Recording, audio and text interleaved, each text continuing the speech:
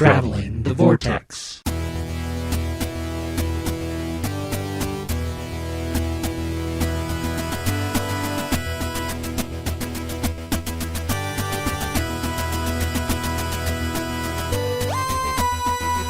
We've joined the Doctor as he travels the vortex and landed at episode number 56.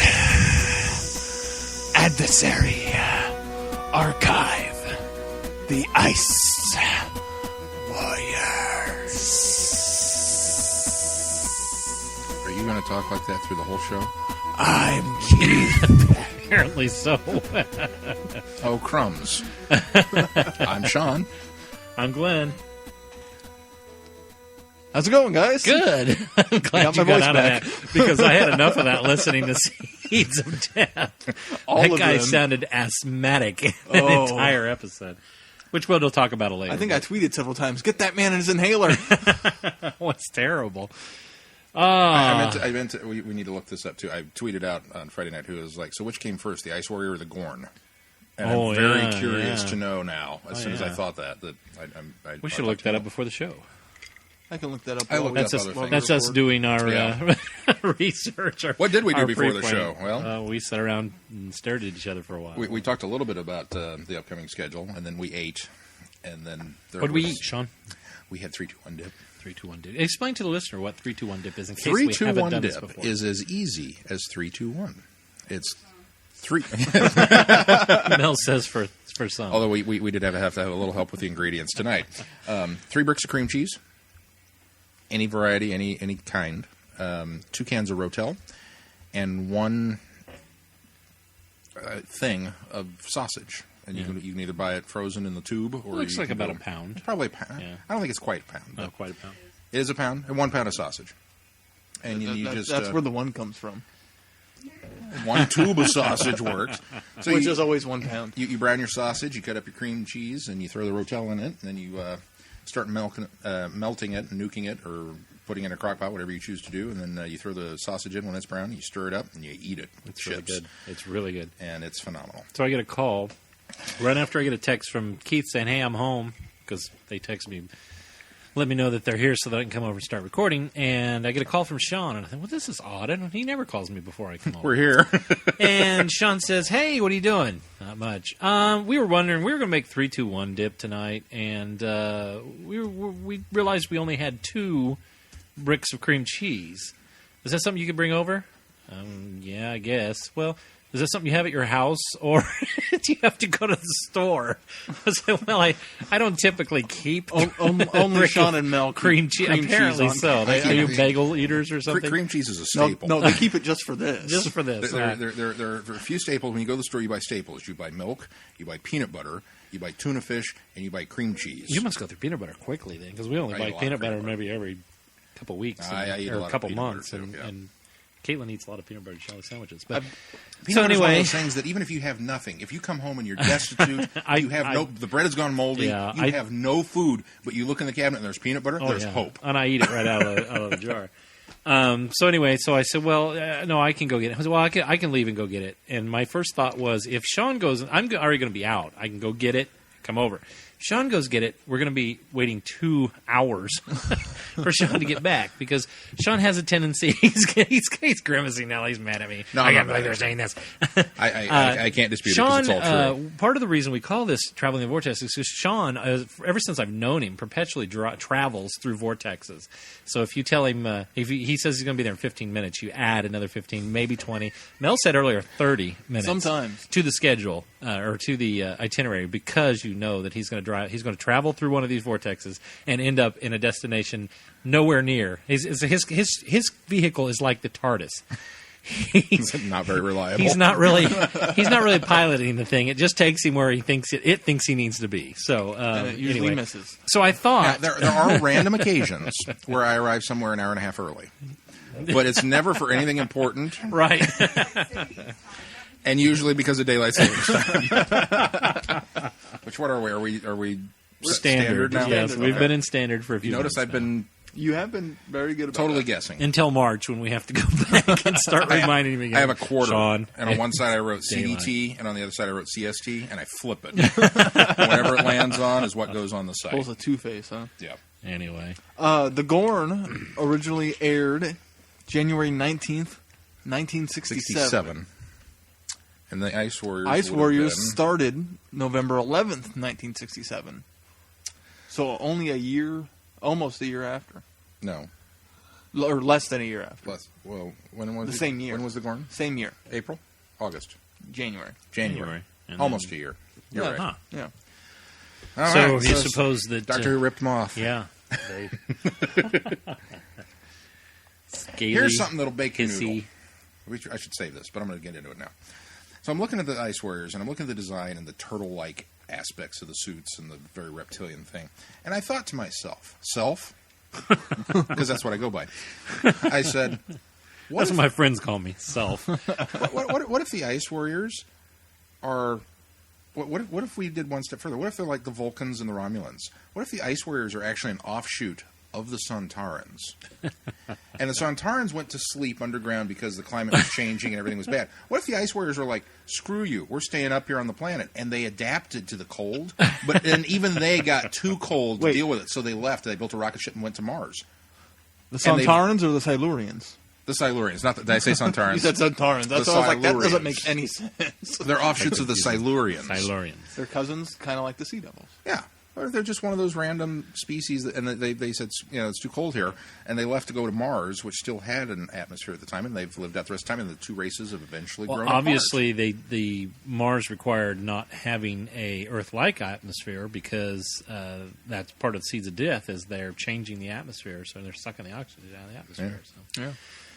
Isn't that an interesting I idea? don't know. That didn't really bake my noodle, but I figured you'd be all over that. ooh, Yeah. cool. Yeah, there you go. That was the reaction I was looking for. Thank you. Oh, what'd you guys do this weekend? I went and saw Sherlock Holmes 2, Game of Shadows. How was that? It was pretty good. I think I'm a little tainted by Stephen Moffat's Sherlock, but it wasn't as good as the first one, and it was enjoyable. I'll just say that. That's really all it is. It's just an enjoyable flick. You saw it too. Yeah. I saw it opening weekend?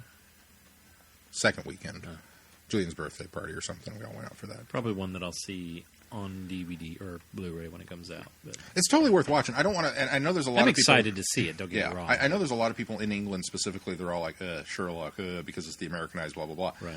It really is, and I've even seen people try and compare them. Well, is it similar to that's Moffat's wrong. Sherlock? That's And it's just like you wrong. can't. No, do because that. Right, yeah. it's They're completely two different animals. Well, the Sherlock the Robert Downey Jr. Sherlock is in the Period vein of the original Arthur Conan Doyle, even though it's modernized in the sense of its style. It's still in that vein and it's set in that time period. Whereas Sherlock on the BBC, Moffat's Sherlock, is much more modernized and set in present day, and is even more stylized, I think, in the way that it's presented. So, I mean, they're two different beasts, even though you're dealing with similar characters and similar plot lines. Yeah, But- and for all the Although people, really, that, how Americanized is it, considering Guy Ritchie directed it? yeah, that's Well, just it. I mean, yeah, for all I the mean, people that want to complain about it's Hollywood. how- It's not Americanized, but it's It, Hollywood. it is Hollywood. It is Hollywood. For all the people that want to complain about the Americanization or the Hollywoodization of it, there's a lot of truth to it. There's a lot of nuggets of the bare knuckles boxing Sherlock, the very eccentric Sherlock. There's a lot of that elements into it that they've kind of played up. The opium infused Sherlock. There you Yeah. go. That would be one way of discussing it. But, they're still very, very enjoyable. You just have to kind of take it with a grain of salt that you're not going to go into this expecting Right. Moffat Sherlock. Oh, no. You're Well, going to expect I don't Guy even Ritchie think Sherlock, you so. go into it expecting Sir Arthur Conan Doyle Sherlock. Although I think it has shades of that. It Yeah. tries to have shades of that, but But Jared Harris was fantastic as Moriarty, and Stephen Fry is in it. ooh, I And love he Stephen Fry. is the best part of the Oh, movie. yay! He plays I'm Mycroft. excited. Oh, I'm so excited. That's awesome. And it's a very different Mycroft I from might see Stephen that. Moffat. Maybe I'll see it when it goes to the Dollar Theater now and then. You might. It's totally worth It's definitely seeing. worth seeing on the big screen too. Very I good. didn't see the first one on the big screen, See, I didn't either. I waited until it came out on Blu-ray. and it was really enjoyable. I just prefer Moffat's. Sure. I love the I think first movie. It's comparing apples to oranges. Yeah, it is. it is. I love the first movie. I think it was a lot of fun. I don't think It the was second one was fun. as good, but it was still enjoyable. So, What'd you do this weekend, Sean? You didn't really finish. You just kind of That said was that was the big event. That was the big event. Yeah. Sean, Dinner what'd you with do my this dad, weekend? but Well, that's a big event. That's fun. Your dad just went to. You were telling me went to Okay, Jersey. You have to I'll tell the tell story this because story. it's quite unique. My dad doesn't tell anyone, and apparently on Thursday went to Jersey. do you have relatives in Jersey? No, we don't have Well, relatives. tell him in why Jersey. he went to Jersey. He and his wife flew out to Jersey Thursday to pick up a 2003 Ford Thunderbird, a car he has wanted forever. A 2003? A 2003. Well, Right. okay, he's wanted a Thunderbird forever. I didn't realize it was that new. Okay, go Yeah, ahead. that's my mom has one too. My parents are divorced. My mom got one a couple years ago as a birthday present to herself, kind of a late midlife crisis Was thing. it T-Bird envy? Is it- Part of me wonders a little bit. In all fairness, I've seen his mom's T-Bird. They are gorgeous cars. They are gorgeous. All of them are. It doesn't matter what year it is. And Sean's biting. it is a gorgeous car. That sounded wrong in my head. Sounded wrong in my ears too. It is a beautiful car. So he was telling me earlier. You didn't tell me he went to Jersey to buy it. You just he says, "Oh, my dad bought." You know what's weird? What? My dad bought a Thunderbird. Really? Yeah. Same make, same model, same year. Just as different color. My mom's. It's just a different color.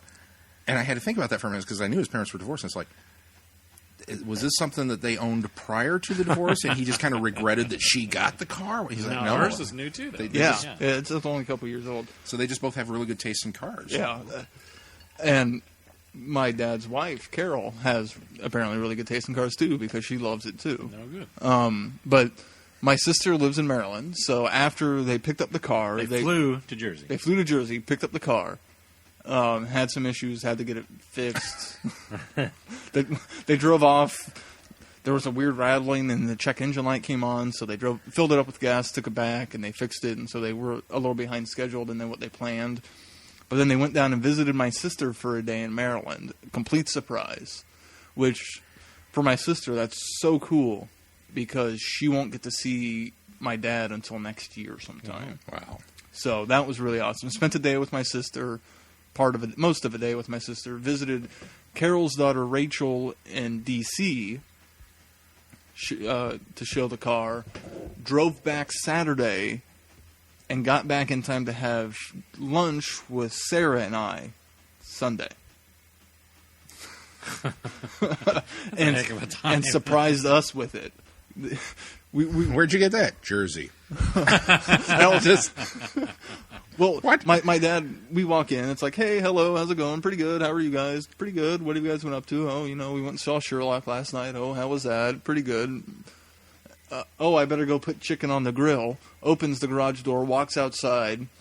I turn and look outside the garage, see it, and I'm like, what? They didn't even say anything. Hey, come look what we got. It was a... if you See notice if he it, notices it. Yeah, Kind of hard not to. yeah. Your dad should know better, though, because you can't grow good cars in Jersey. You don't go to Jersey for a car. Yeah, he had a couple issues with it. He's got to get a new hardtop key for it because it didn't come with one, and it didn't even come with the hardtop. He had to buy that extra. But he absolutely loves it. It drove after they fixed whatever the check engine light issue was.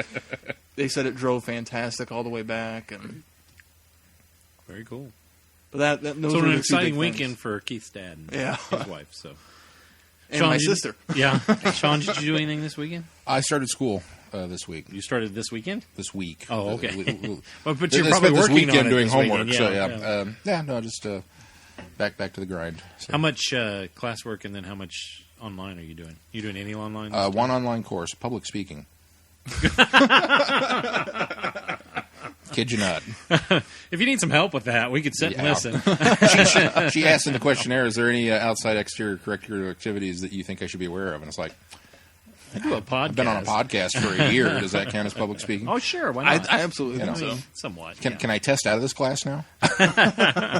But yeah, so I've got public speaking and then media literacy, which I'm not even sure what that is, digital cinematography, and digital film editing and theory.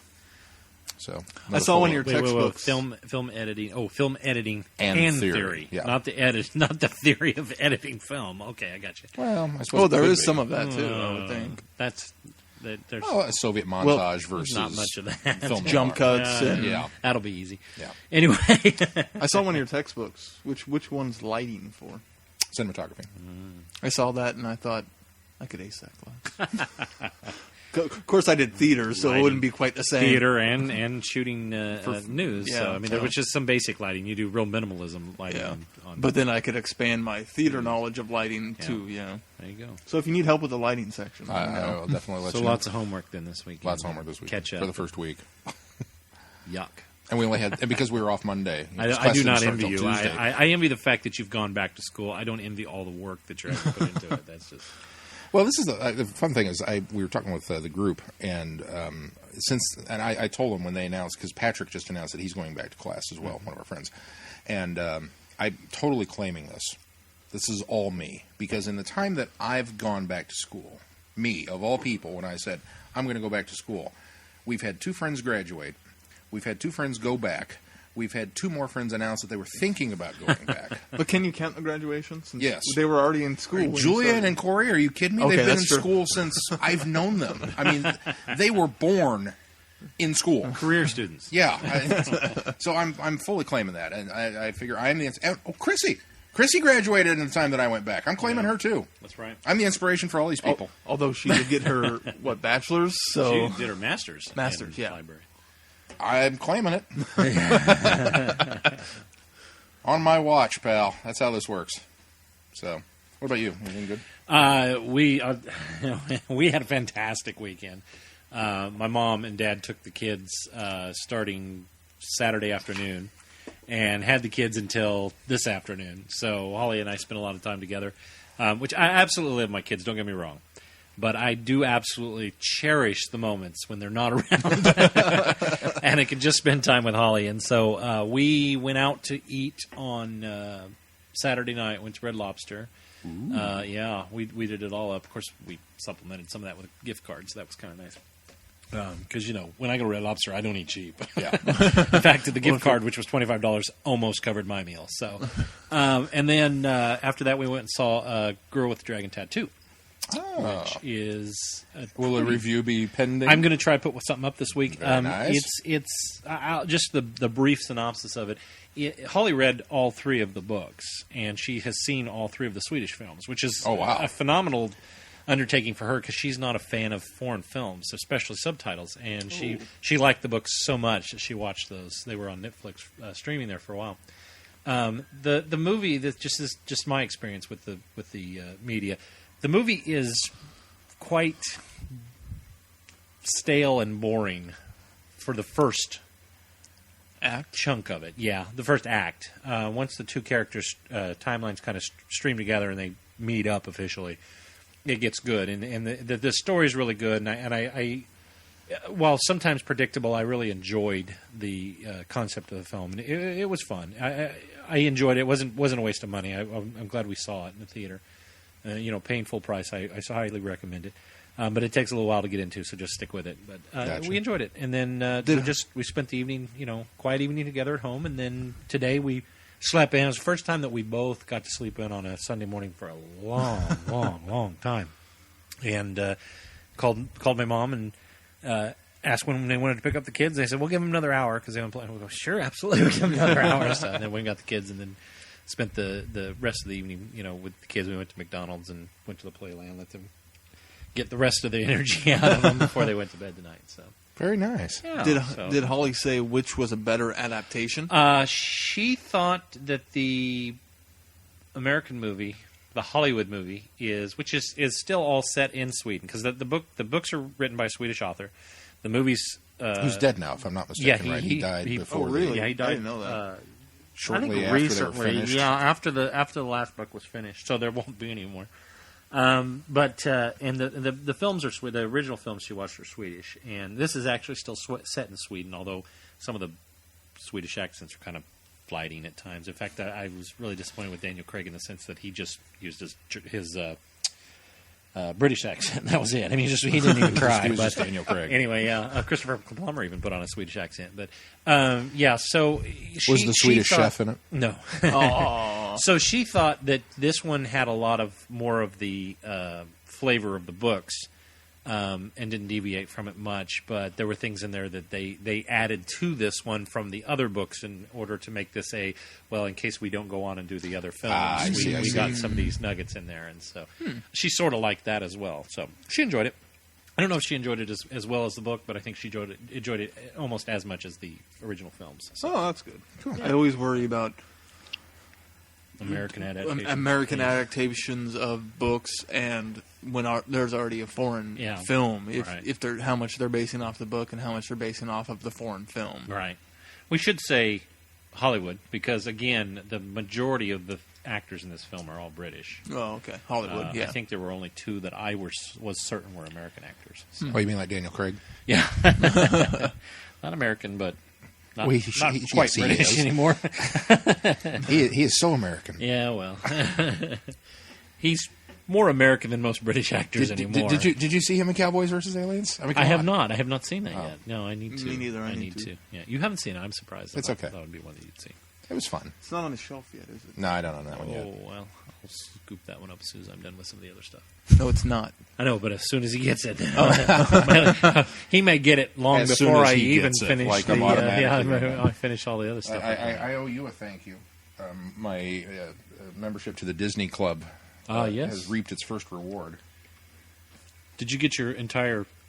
You got his Wow. initial order. I did get my initial order. Ah, terrific. And it's a freebie for my points. The unidentified flying oddball, which for a while became Spaceman in King Arthur's Court, which is what it is. Which is a much better title than Unidentified Flying No, Oddball. this was the one that I went to the new movies initially when I was a child and saw, and that's what it was called. And I went looking for it many years later as an adult and couldn't find the dang thing. And I thought, what is wrong with this? And found out that it was one of those ones that was it Arbor Bay? Broke the seal on it? Yeah, we watched it already. Oh wow! Disney let the rights lapse, sold the rights to Arbor Bay because they didn't think they were going to. And then this is one of the ones that when the rights lapsed again, Really? Is that the reason why? I didn't know that. I thought it was a legal reason for Connecticut Yankee not being... No, not at all. In fact, it was named Spaceman in King Arthur's Court while it was under Arbor Bay because they felt also, as you did, that it's a much better title. However, Disney, in re-releasing it again, when they retained the distribution rights, they've always owned the rights to the film, but the distribution rights fell to Anchor Bay for some time, along with Return to Oz, the Black Hole. Yeah, a lot of those did. And then, so when they got it back, they added its original title back onto it. I see. Yeah. But we watched it. Made Mel and Billy watch it, and they had fun. They laughed through it. It's just a fun movie. I told him, this is the stuff I grew up on. It's not necessarily a great film, but when he starts magnetizing swords and knights are flying all over, that's funny. I don't care who you are. It's totally 1970s oddball Disney is what it is. You know what I couldn't believe? Again, this is my old school prudishness coming out. When he's up in the spaceship trying to talk to the android, and he starts digging through his stuff, and he goes like, Hermes, what is this? And he pulls out a Playboy. And I was like, oh, in a Disney film? There's an honest-to-goodness Playboy magazine in there? And it winds up being kind of this running gag through the whole movie. Because then he gives it to the squire and everything. I was like, I mean, you don't see anything but the cover. But still, it was like... Still, it's in a Disney movie? We were I was a lot less prudish back in the 70s. Well, from what I remember, the live actions were also a little less... Oh, they Walt walked would the have line a little bit spun more. in his grave. I Well, I'm guarantee sure Walt it. would have, but This is general, this is coming from the guy that founded the studio, Walt, when they were doing the Beach series and with Annette Funicello, because she started off on Mickey Mouse Club, obviously. When they got up to there, he asked her. He said, "I know it's all the rage right now, but would you wear one-piece swimsuit because we don't want to show your navel because I feel it's inappropriate?" And she said yes. Because Disney didn't even produce any of the Beach films, but he asked her to do that because she was a what do they call those, retained contract? Yeah. So I mean, if it's one of those kind of situations, that would have been. But then then they have the guy getting sliced and diced by the robot in Black Hole too. So. Right, exactly. It's a little different. I always thought they were a little less lax on the live action stuff as far as more mature content. Even nowadays they are, but back then it seemed they play a little more fast and loose with some of it. They almost targeted more to I think that was adults to go see and bring your kids along. They'll get something out of this, but you'll enjoy it more. Pre-Disney Channel tween years that we're running through now, and they're really conscious now of what the youth are watching, and they're really trying to rebrand themselves. And so I think since the 1990s they've been really cautious. In fact, I think it was what's the one where the little girl gets dumped on Dwayne the Rock Johnson? Is it the Johnson? pacifier? Dwayne the Rock? Is no, that the one? No, Vin this Diesel. is. He's a football player. No, game plan. Game plan. That's the one. And God, why don't I know that? all dealing with the fact that she's the illegitimate child of the mother. They even wrote in the fact that they were married at one time, and he didn't realize that she had conceived at the time that they were married and didn't know they had a child. So yeah, they even kind of tried not to scrutinize because they had that big flirtation with it in the late 80s, early 90s, where Disney subsidized out and went with not Screen Gems. Hollywood. Hollywood was one of them. Hollywood Studios. Touchstone. Well, Touchstone was created because the first Disney film to be rated R was Down and Out in Beverly Hills. Yeah. And they created the Touchstone... we're really tangenting this one. The Touchstone brand in order to not have to put Disney on there. Right, because they wanted to do some more and then even later entertainment, decided that was probably not appropriate, and so they created Hollywood to release a lot of the Weinberg films that were... They picked up Miramax, too. And Miramax as well, yeah. That's what Weinberg... What happened was Weinberg started at Hollywood. He's the one that basically started Weinberg Miramax. or Weinstein? Weinstein, I'm sorry. Weinstein. Weinberg. That's Weinstein. why I was confused. Then he started, and then he started up Miramax under Disney, and then broke with the Weinstein company later. So, anyway, there's your bit of Disney history for today. We always have to get a little bit in there. Speaking of history, there's a bit of news Let's talk a little bit happened. about news this week. And a bit of history will be at Galley 2012. Yeah, talk about that, Sean. You're the one that posted that this week. I only posted it because Keith pointed it out to me. He did, and he pointed it to me. Thanks to during the Dr. week. Phil. Thanks to Dr. Phil for pointing it out to us. I'm sorry, Sean. Your reaction was great, but Glenn's was priceless. I thought his eyes were going to pop out of his head when he heard this. What did I say? I don't remember now. About maybe even trying to get tickets to go. Oh, yeah. You're welcome. I haven't paid for the hotel yet. I'll sleep on the floor now to see that console. The Galleys, Gallifrey One's concert convention that's going. This is how excited I am. I can't talk straight about it. Gallifrey 23. Gallifrey One's Network 23, which is the big Doctor Who con this year in February in LA, which is doing this big. We've been talking about it for months. Doctor Who the movie reunion, 15th anniversary, 15th. And Paul McGann and Eric Roberts and the Asian Child and all of these people are coming. And they have according to Sean, and Sylvester according to McCoy. me, Sylvester McCoy, they have got the authentic, real deal, original TARDIS console from Doctor Who the movie. The one that was built and filmed by Fox for the movie. Cool. And I don't know. I don't know if console counts as console room or if it's just when they just say console, it's going to be it's just the hub. Going to be the center hub, and then from what I understand, it's possibly the what am I looking for? The steel girders that some are, of the that are braces. near it. See, and even that would I be think like, that's it, but that would be the extent of it if that's included. They've gotten with the owner, and he has brought it in. It's his first ever public appearance for this particular console. The same lights, the same motion, which means that the rotor will be working and up and downing, and the newly added sound effects. And it's all been restored and prettied up, and it'll be on display in the cosplay hall. And apparently they're also doing a thing where you can get professional photographs taken of you with the console. And you can actually go up and touch it and play with it. And don't care. If I can get my own camera and get pictures of it, if they don't rope it off and just make it exclusive to paid, I would be much happier. But if it's, I think they will because thing, they mentioned on there, and all this information's on the Galley website. But they mentioned that the professional photographs were only going to be going on certain days, but the console would be available for all 3 days. So I assume that you can just take photos at any point in time. That's good. Except for maybe when the professionals are going. Right, but, sure. You know, That'll probably be and that's perfectly to that. legitimate and reasonable. But Absolutely. it's so exciting. Because we've discussed this before, too. The Paul McGann TARDIS console is in my top 2 ever. Well, and we've talked about how we feel that it was probably somewhat some of the inspiration for the new series console, the Matt Smith one particularly. Yeah. Well, and especially we pointed out when while watching it again for Friday Night Who, monitor. Yeah. The hanging monitor, monitor. The first time we got the monitor on the console. The metal grating, the full-blown time rotor as opposed to the just up and down bit. Yeah. Right. Yeah, so that's huge. That's really awesome. I'm a little jealous. You mean console to ceiling?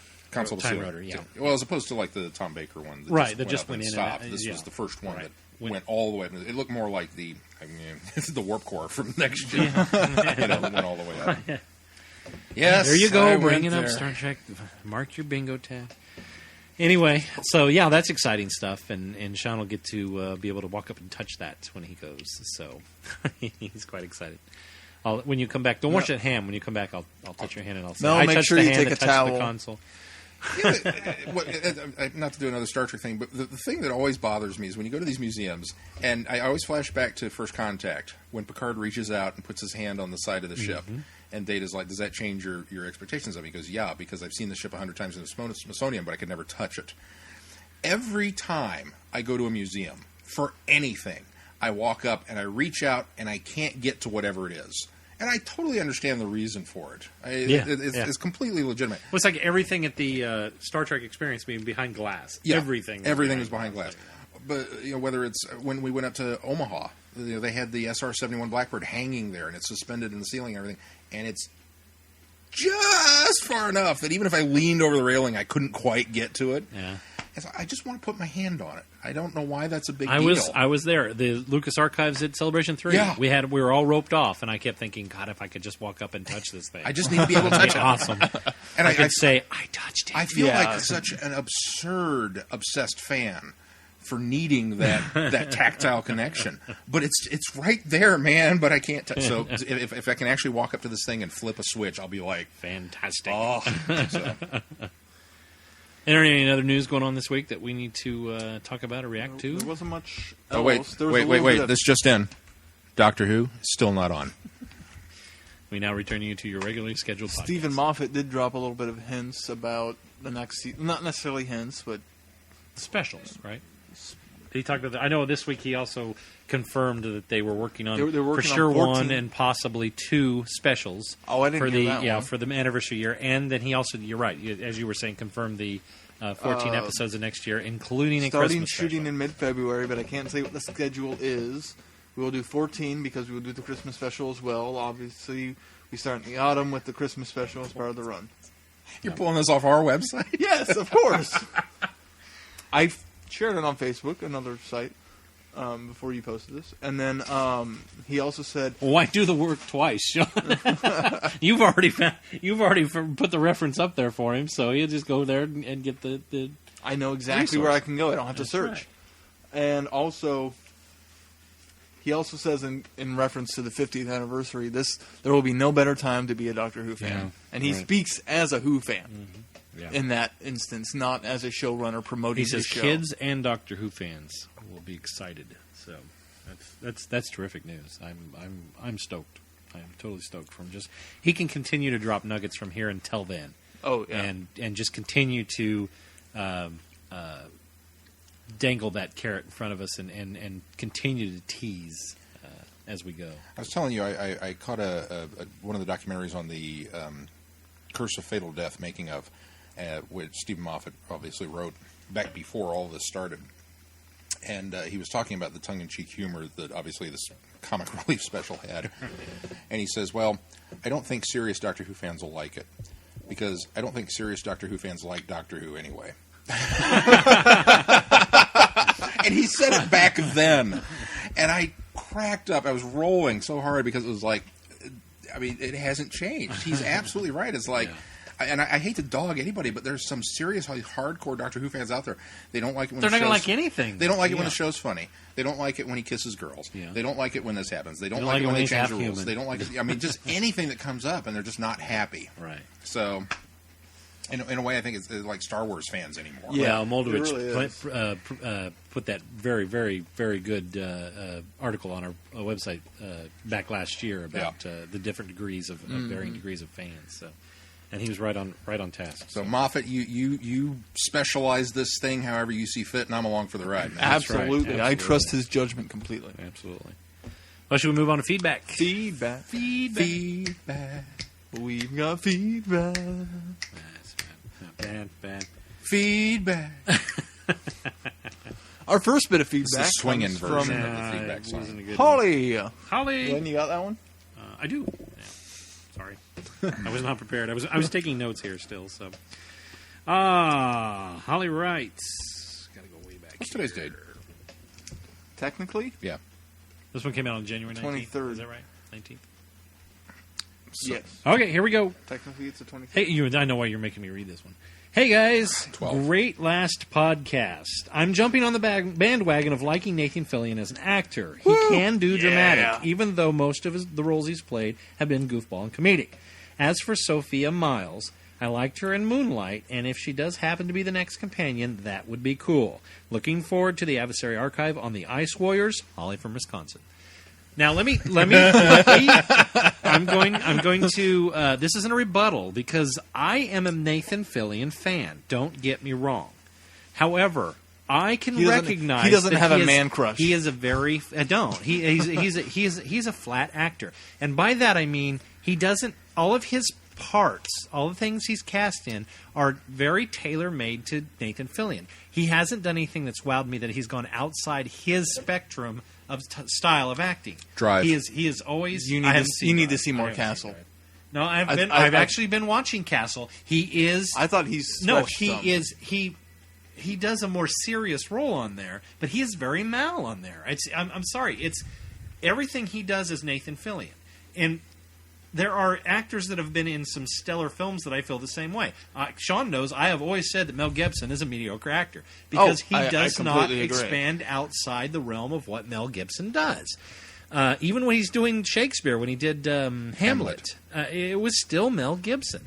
And I'm sorry, for Harrison Ford, who is my all-time favorite actor, I will straight out say I absolutely have a man crush on Harrison Ford. I have liked everything he has ever done, ever, no matter how cruddy of a film it was. Even 50 days. Even 50, what was it? 7 days. 6 days, 7 nights. Even that one. He is That gag and always fanboys was Harrison hilarious. Ford. He I is liked always that one. the same character I don't in own it, everything. but I liked it. He does not branch outside of his safety zone. And With comfort zone. the exception of twice, which I would say is the Mosquito Coast. Yes, which is very not Harrison Ford. There's enough moments of Harrison Ford in there that he's still Harrison Ford, but he does stretch the boundaries there. I think the other one is the one with where he plays the murderer, the killer. That's the one I was thinking about. What lies beneath? Thanks for spoiling that there. Yeah, if you haven't seen it, sorry, I spoiled What Lies Beneath is the other one that I would say. It's still, that's but Michelle the thing Pfeiffer. is that one. Yeah, that's right, Michelle Pfeiffer. He's still Harrison Ford for 2/3 of that movie, though. It's just then way until different at the end. until we get out there, then it's yeah. But still, it's. I'm sorry, he's still very. I mean, they are not. That's why he's not an Oscar winner. That's why Mel Gibson's not an Oscar winner. Yeah, that's why Nathan Fillion will never be an Oscar winner. Point of order. Oh, he did win. He didn't win actor. Not for for acting. That's what I'm saying. But Mel Gibson is an Oscar I'm sorry. winner. He's not an Oscar winner in acting. Technically twice over. He's not. I don't think they ever will be. I don't think any of those guys ever will. Mel Gibson will be 90 years old and get a Oscar for his achievements in filmmaking, but he will never get anything for his acting ability. That's just the way it is. And when I was dogging on Nathan Fillion last week, it wasn't because I don't like him, because he's a very enjoyable actor, because I'm comfortable with him being that type of. But he's not. You have such a man crush on him. I do have such a sometimes you man talk crush. about his the way he. See, I thought he had a very good spectrum of emotion and depth in Firefly alone. No, not at all. For that character, he was just... I thought there was...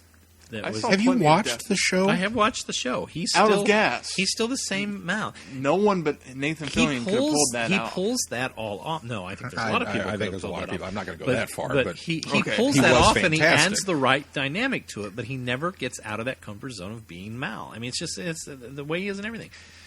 I think the only thing that I thought he seemed drastically different, and it's not even different, was Captain Hammer and Dr. Horrible. He's just because it's a bit of a different character for him. He is quite a bit different in White Noise 2. I haven't seen that. I haven't seen Drive either. It's even got Katie Sackhoff in it. It is creepy. Yeah. Not as good as the first film, but that's just the writing. I'll hold those reservations until I actually read. Until I actually see something. And what about Riley? Outing Riley? Outing Riley. I thought that was a rather different role for him. It was. Rather different movie than for what you would normally see him in. Yeah. But I felt his character was still kind of in vein with... But when you go see when you watch Nathan Fillion, you want that fun, almost Bruce Campbell. I think that's why he's... Now, Slither. Bruce Campbell, yeah. Which I love Slither, but he's totally Mal in Slither. Oh, yeah. So... Yeah, and even Castle. I mean, he's very Mal character in Castle. Now, at times. He takes it more dramatic. Don't get me wrong. There's more of a darker tone to him, but it's still Nathan Fillion. Anyway, I felt I needed to justify that because I didn't want anybody to think I didn't like Nathan Fillion, because I do. I enjoy watching him. But you're going to get Nathan Fillion... I hope he tweets me this week. Says, hey, fan mail now from this day forward. Because even though we're not reading it out tonight, Odd Duck Phil commented on your Nathan Fillion. Oh, he did? Okay, well, I'll have to revisit that one next week. So. Next week. Phil, if you're listening, Phil, we're saving your letter for next week because you talked all about the specials, which was fantastic, but we haven't got to End of Time yet because we're doing the episode I can't even read tonight. The email yet. So we've forbidden Keith, we've locked him out of his email and said no, and then we'll hold yours till next week, and then we'll read it then. So. Who's next? But thank you, Holly, for writing. Thank you, Holly, absolutely. Next, we have a new... feedbacker. Feedbacker? You like that? Feedbacker. Well, he didn't write in. He called in. Yeah. Yay! First time submitting feedback, and he... First time feedbacker. Calls in. Long time listener, first time caller. Maybe. I don't know. Maybe he didn't listen. I think new time listener, first time caller. There you go. This is Dan. Welcome, Dan. Welcome, Dan. Hi, Dan. Hey, guys. This is Dan, Central Illinois. Just started listening to your podcast your past couple of months after Dr. Phil posted on Get Glue about another Midwestern podcast. So just now joining on, and I just got done with episode 54 of The Little Gray Men. You were talking about the Cybermen, and thought I'd throw out a couple ideas. You were talking about on the Next Doctor how the Cybermen started rampaging through London. Well, at that point, Miss Hartigan had actually taken over, so I think the rampaging was more her idea. I mean, the Cybermen were there to continue the conversions. And as far as the Pete's World Cybermen versus ours, or comparing them, Pete's World Cybermen were really new on the scene. They couldn't understand why nobody wouldn't accept an upgrade, so they weren't really too worried about basically kicking ass. Until they met with resistance. I mean, if you think about it, their defense mechanism was reaching out and electrocuting someone. So the next time we see them with the Daleks and everything, okay, they've actually got some kind of a long-range little laser weapon that's rather ineffective. But compare that to our Cybermen, who have been around forever and have already met the resistance, are constantly building up, they're making armies, they're wanting to continue upgrading everybody on this side, but they've met so much resistance at this point that they've actually built up quite an army, enough defenses, they could actually take the Daleks on one-on-one. One thing I'd actually kind of like to see, even if it's just an animated adventure, is just how the possibility of our Cybermen finding one of the Cybers, or Pete's World's Cybermen, finding their technology, wanting to adapt to it because it's resistant to gold, no problem there. But Pete's World Cybermen have that emotional inhibitor that the Doctor found out he can just kind of sonic and wipe them out, and I think that's kind of been their Achilles heel. But, Achilles heel, sorry about that. But anyway, moving off of the whole Cyberman thing. On a side note, when I listen to Sean, all I hear is Rick Harrison from Pawn Stars. Is anybody else picking up on that? Just once, I'd like to hear him say, "Are you wanting to pawn that or sell it?" No, that's too much. I was thinking about half. So, anyway, love the podcast, guys. Have a good one. Hopefully I haven't flubbed this too much. So, have a good one. Bye. Are you wanting to pawn that or sell it? Thanks, Dan, for writing in. Absolutely. Or for calling in. I'm going to have to watch Pawn Stars now. That's not a show that is I've seen a couple episodes. It's okay. It's not a show that's in my current It's on History rotation, Channel. but- That just seems wrong to me. I have no frame of reference, so I don't know. I'm not sure which pawn character. shops. I'm not sure which. I say character as if it's fictional, which I think some of it's scripted. I'm not sure which guy in the shop he's referring to there. What you don't know, Dan, is that they got all that from me. I'm the actual inspiration for that. Much like I inspire people to go back to school, I inspire people to open pawn shops and do television shows about them. So it's a gift. He brings up some great defense on Next Doctor. To a point. The fact that it's Mrs. What's her face that's controlling the giant Cyberman. The giant Cyberman going on a rampage. It's not the Cyberman anymore. It's her who's taken over because, unfortunately, they've underestimated the emotional capacity of humans. And I would allow that as a valid defense up to a point. The problem comes from, and I can't believe I'm siding with Glenn on this, the problem comes from the standpoint that the Cybermen still built a giant robot. It's a conversion machine. No, though. It's a conversion machine. It's a mobile conversion machine. It didn't have to be mobile.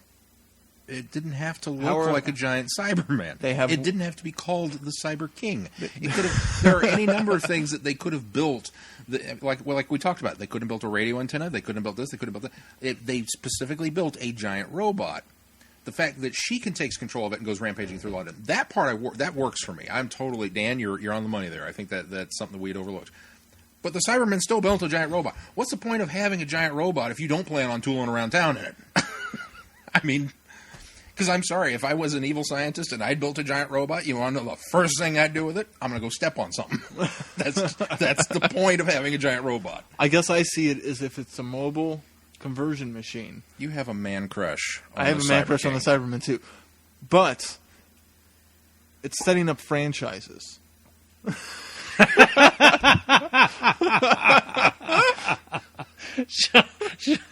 You shouldn't say things like that when Sean's about to drink. Oh, too late. Oh, God, it went up my nose. Dude. Setting up franchises. Pretty soon they'll have Cyber Kings all over. Drive-up windows. Full-service counter. Well, we've had a little king and a burrito king. Why not a Cyber King? But I mean, think about it. It's a mobile unit, and they can set up camps in other places to set up conversion units if they have a mobile unit.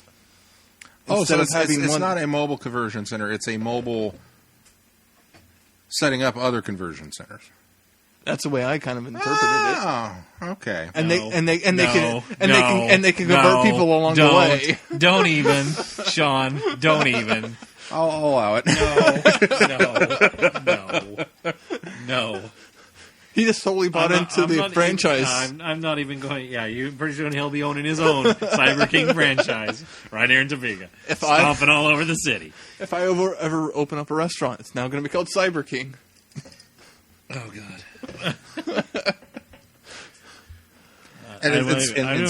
Would you like to upsize your meal? Would you like to upgrade? Upgrade. Would you like to upgrade your meal? Upgrade, or you will be converted. Dude, I'm liking this more and more. Financial opportunities abound.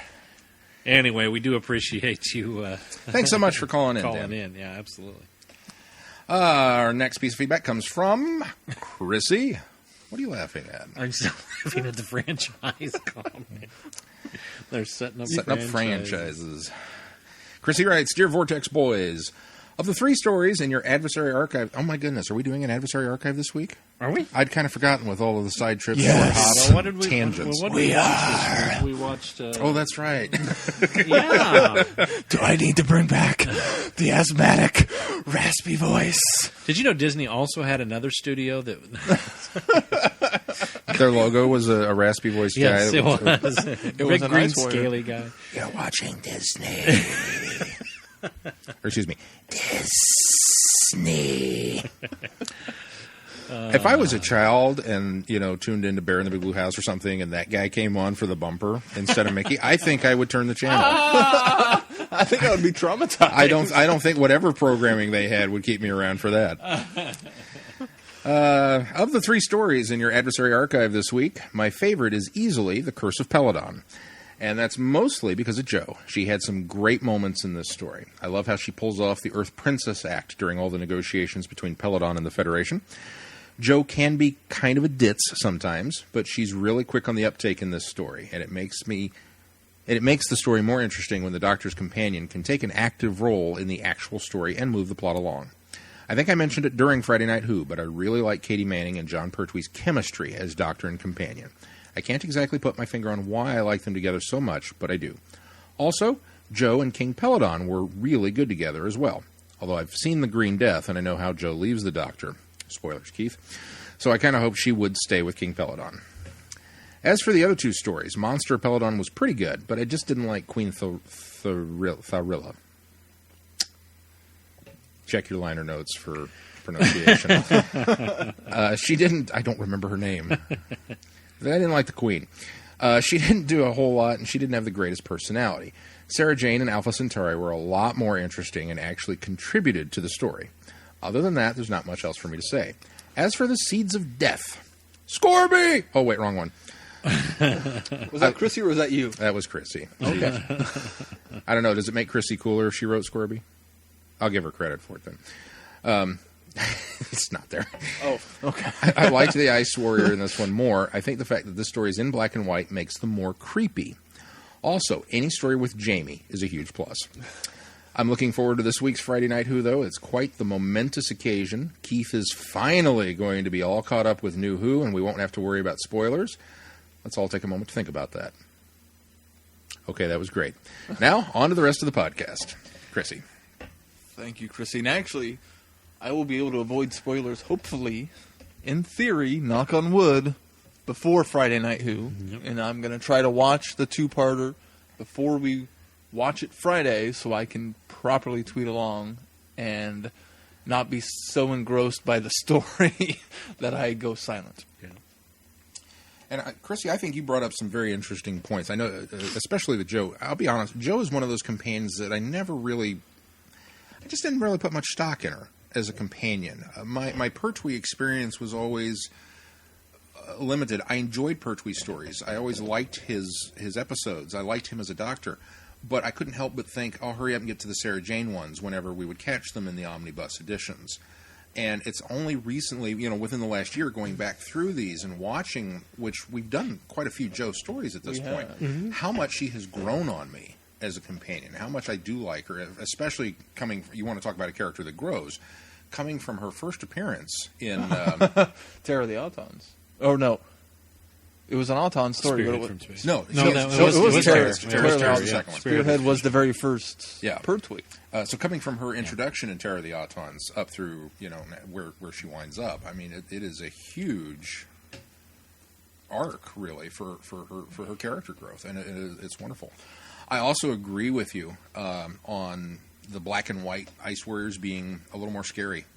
Now, absolutely. Maybe that's because we and we'll touch on this more, I think, later, but we still haven't got a really good color black Ice Warrior story, I don't think. It's not that the Peladon stories are bad, but they're not really, in my mind, the Ice Warriors aren't necessarily the Ice Warriors. No, they're very subdued, and they're especially in, because they're a political Curse. faction in the Peladon stories yeah. in general. So, but as always, thank you for writing in, and I'm glad that you enjoyed. I know you were very, very excited about Curse of Peladon when we watched it and how much you enjoyed it. So I'm glad that we were able to share that with you. We do have one last bit of feedback that I just remembered. Reese posted on our Reese. Facebook page, saying you mentioned the Draconians in the last episode.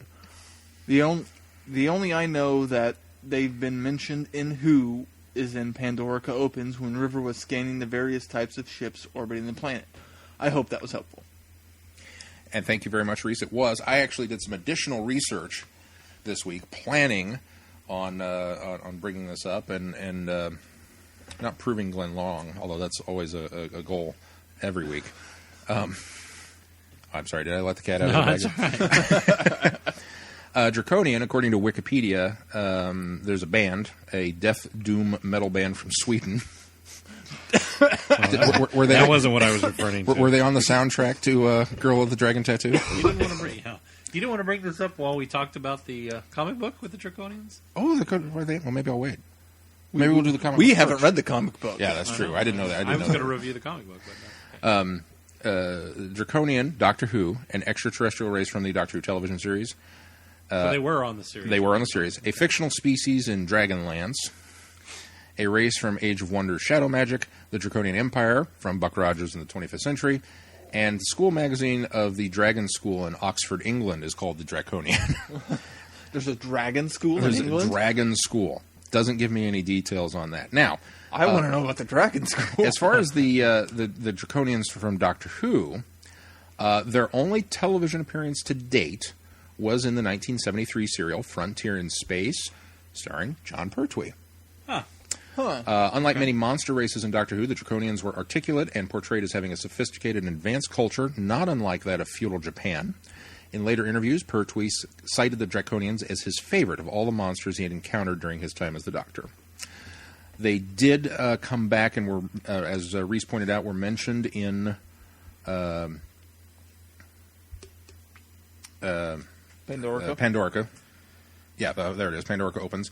The Draconians are mentioned in the Sarah Jane Adventure serial Secrets of the Stars. And in the 2006 series episode, The Satan Pit. The 10th Doctor says that Draconia, in common with other planets, has myths of a horned beast being the ultimate embodiment of evil. And I think maybe that's where you picked on it when you said, "Oh, that sounds really familiar." Maybe not, but I think maybe that was the psychic link. That could have been, or it could have been Pandorica. Now, Because I've seen that episode. So I don't know many if this times now. I don't know if this article has changed or not, because when I initially did the research on it, I could have sworn I was on Wikipedia's website, and there was reference to the Draconian. What did we call it? Draconian Society. Society. I have not been able to reduplicate that finding since then. Well, let me go So on if you to found something. conclude what you weren't able to finish. I don't think you proved me wrong in any way, other than I was questionable of whether the Draconians were actually in Doctor Who. And I always look to prove you wrong, and I've never managed to do it yet. Yeah, you proved me wrong a lot. Actually, Draco was the first legislator of Athens in ancient Greece. You sure it's not Draco? It could be Draco. Malfoy? Draco Malfoy, yeah. That would make sense. He replaced the prevailing system of oral law and blood feud by a written code to be enforced only by court, and because of its harshness, this code has also given rise to the quote, term Draconian.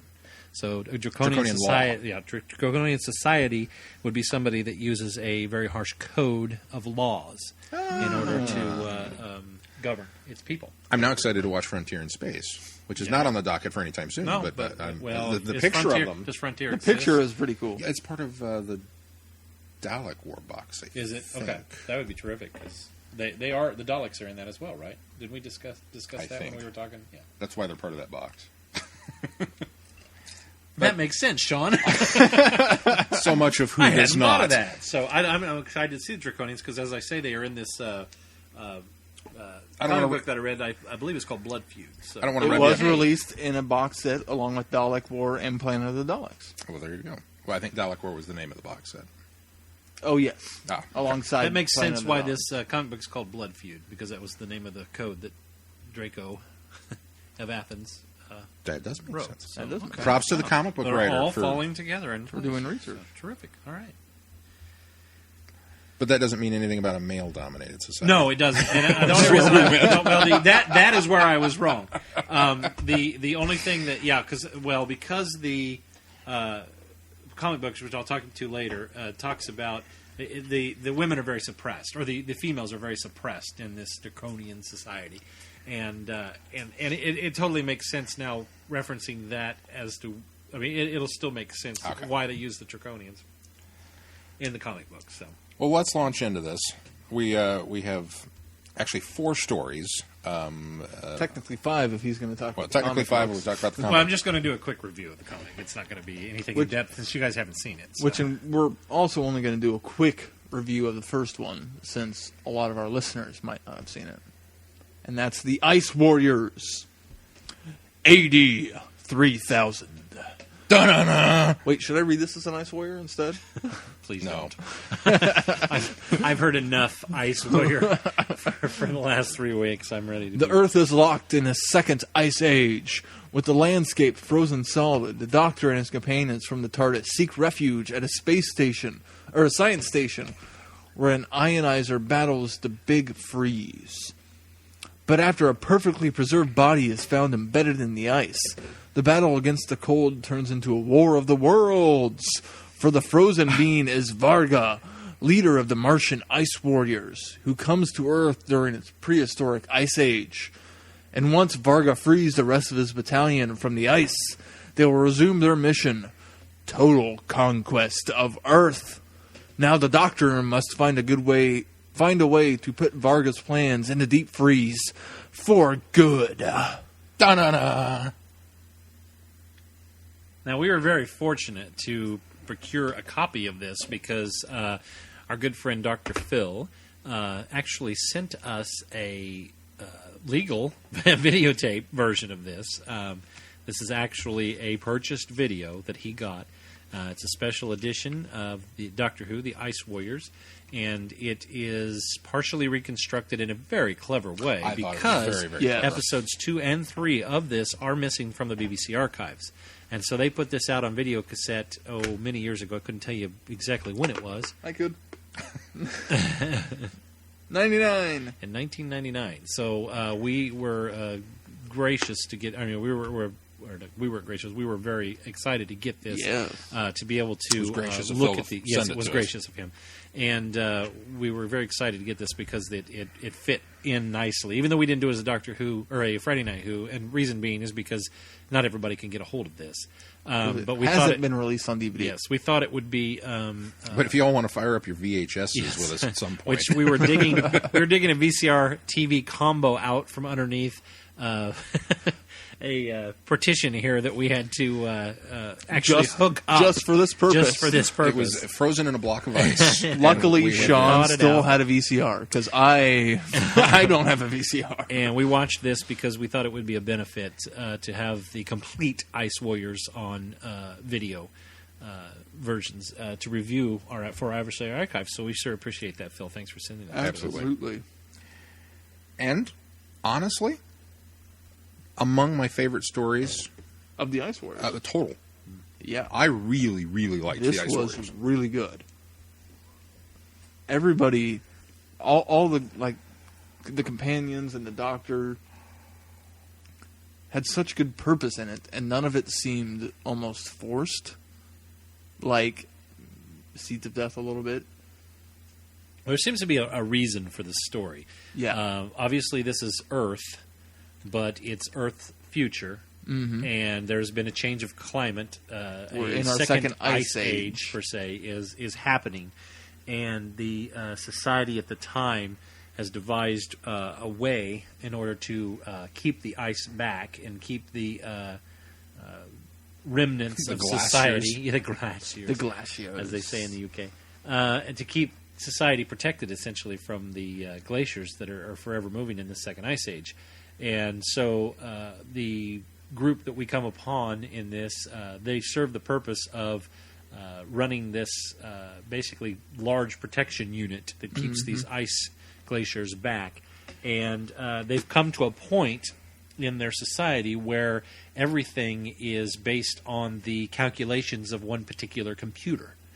And there's one leader particularly who they almost set this up as though this society has deemed this computer almost a deity in the sense that I believe it's non-fallible. The one female technician in particular. Yeah, she's absolutely. especially. She is. Yeah, well, even the man, she is, the, but the guy too. yeah, the guy is too. The main guy is as well. And they're just everything has to be done by the book per se, and the book being the computer. And they Whatever consult the the computer computer says, for we do. everything. Yeah. Yeah, and it was really fascinating that. And of course, there's a scientist that worked for them at one point. He goes off and becomes a defects recluse because and- he doesn't believe that everything needs to be set up or that you have to have human choice or chance in there as well. There are so many good characters. They are. They're in this story. terrific characters and in that they set up characters in that this. you're just kind of about, they get killed off very early. That's always a plus. I mean, he's right. There were a fairly large number of, I kind of thought, surprise deaths from Doctor Who has a I long. think the guy that eats it from the avalanche almost in the first episode. I mean, there's a long history with Doctor Who of setting you up with I don't like you. You're going to be around for a long time, and they're not going to kill you off until episode 6, and then I'll be happy. And a lot of those type of characters, I mean, this doesn't have many of them, but the ones that do show up, boop, are off rather blips. quickly. Yeah. And they are. They're blips. The characters that, like, for example, the lead scientist who does follow everything the computer says, he's not necessarily a likable character. But You don't like him at first, but you grow to. You grow throughout to. the- You grow to, at the the very series. least, appreciate and understand where he's coming from. Yeah. And it's a well-written story. Patrick Troughton's wonderful. Jamie is good. We think Jamie might have been on holiday for one of these episodes, knocked unconscious, and Victoria apparently couldn't be in the end, so she gets shuffled off to the TARDIS and for the last episode. Victoria had such a good role in this. I mean, she was a bit of damsel in distress. She plays the typical female companion role in this, but she did step outside of that typical companion role. and they utilize her really well Yeah. in this story. Not as good as Zoe, but she does step outside. Zoe again, though. Zoe is among my all-time favorite companions, just because she's one of those few that almost could go toe-to-toe with the Doctor on certain things, and you kind of appreciate those people when they become in their element. Yeah. You know. But yeah, Victoria, I don't know if I could say she stepped outside the box so much, because she was given a lot to do, which was nice. That's what But I a lot of it maybe was given a maybe lot that's to what do. it is. It was a lot of it was running back and forth, being captured, being chased by the ice warrior, being recaptured by the Go ice look warrior. into this. Go look in this. Can you tell us the serial number on the engine block of the ice warrior spaceship? There, is that a nuclear powered cell or not? And she's kind of like, what? Well, am I right? Victoria is from Victorian England, right? She's picked up, Yeah. and she's a companion also from the past, as Jamie is, and it's interesting the way that the Doctor, was it Leader Clint? Is that who it was? Was that his name? Yeah. Yeah. He's like, being very specific, wanting details of the Ice Warrior's ship and wanting very detailed information because he's from the future. Everybody's just expected to know this. It's like Right. it's a common knowledge. Should have learned this in school. He doesn't realize she's from another time, and so the Doctor steps in there at one point, and he's sort of, coaxing her along, trying to help her so that she can kind of put it more of her terms and help her understand what she's looking for. And I really like that. I like the banter between the Doctor and Victoria. I like the banter between the I've always liked the chemistry between the Doctor and Jamie. Yeah. And this was a neat one too, because I noticed a lot of times in the Troughton stories, the Doctor and Jamie and the other companion, whoever it be at the time, whether it's Vicky or Victoria or whether it's Zoe, they always seem to get separated, and the Doctor, as they do in Seeds of Death. And this one was a little different dynamic because we get Victoria getting separated from the Doctor and Jamie, and then in turn Jamie getting separated. Yeah, so we're all three in different situations, different locations at the time, and so that was kind of a neat dynamic because you could switch around to different things going on, and I think that's why. Now we didn't see all 6 episodes, but this didn't feel like a 6-episode story. Oh, no, absolutely because, not. Granted, we only saw 4 full episodes. Because of the But nice- really, the I think even recons were the length of one episode. no, they were 15 It was minutes. only Was it only It would have been. I think yeah, it was 17 15 technically. total. I didn't- Well, it says for the next 15 minutes on the. Oh, display. yeah, that's right. Yeah, but, I didn't actually count it. but for that 15 minutes, yeah. But Yeah, I don't even think it had this. We've seen 6 full episodes. This was paced well. Oh yeah, it had a reason to do 6 episodes. It was exploring stories. It was exploring. Was it Penley was the scientist that was separated? Okay, Penley. They had his story going on, and they didn't rush anything within his story. You totally understood why he had separated from this group, why he had his ideals and beliefs. They set that up. They made the Doctor had something to do in this. Sometimes I notice the second Doctor seems to get more of the I'm going to be the answers guy later, but we're going to focus on all this other stuff going on. I thought the Doctor in this was very well spaced out and very, very utilized well. Jamie was utilized well. Victoria was utilized well. All the characters are. I'm just restating here, but everything was just done really, really well in these episodes. It was with the plot, with all of this stuff going on, with all these characters, with all these things that are happening. You would worry almost that you would have one of these elements that would maybe get a little slighted, and I really don't think you do. I think they struck a very, very good balance. Even the scavengers, you kind of learn just enough to be able to piece together. Well, not everybody in futuristic Earth has the luxury of living in one of these protected areas with an ionizer on the roof. And, they're maybe the ones that have rejected it, and they're doing the best they can to survive as they will. And it's, that I think is well done within the confines of the story with what they created. And then, obviously, it doesn't end well for them. But that guy was initially my hero, and then cause he was he fell down the avalanche and broke his arm or whatever, and then the next, literally like 5 minutes later, was up swinging a bat or something. Yeah, I think that just didn't phase him at all. That was the thing that was, I thought, most unrealistic, is the fact that this guy's seemingly hurt very badly, and then suddenly he's back up and running around again. So, of course, they did have the tranquilizer packs. Well, so.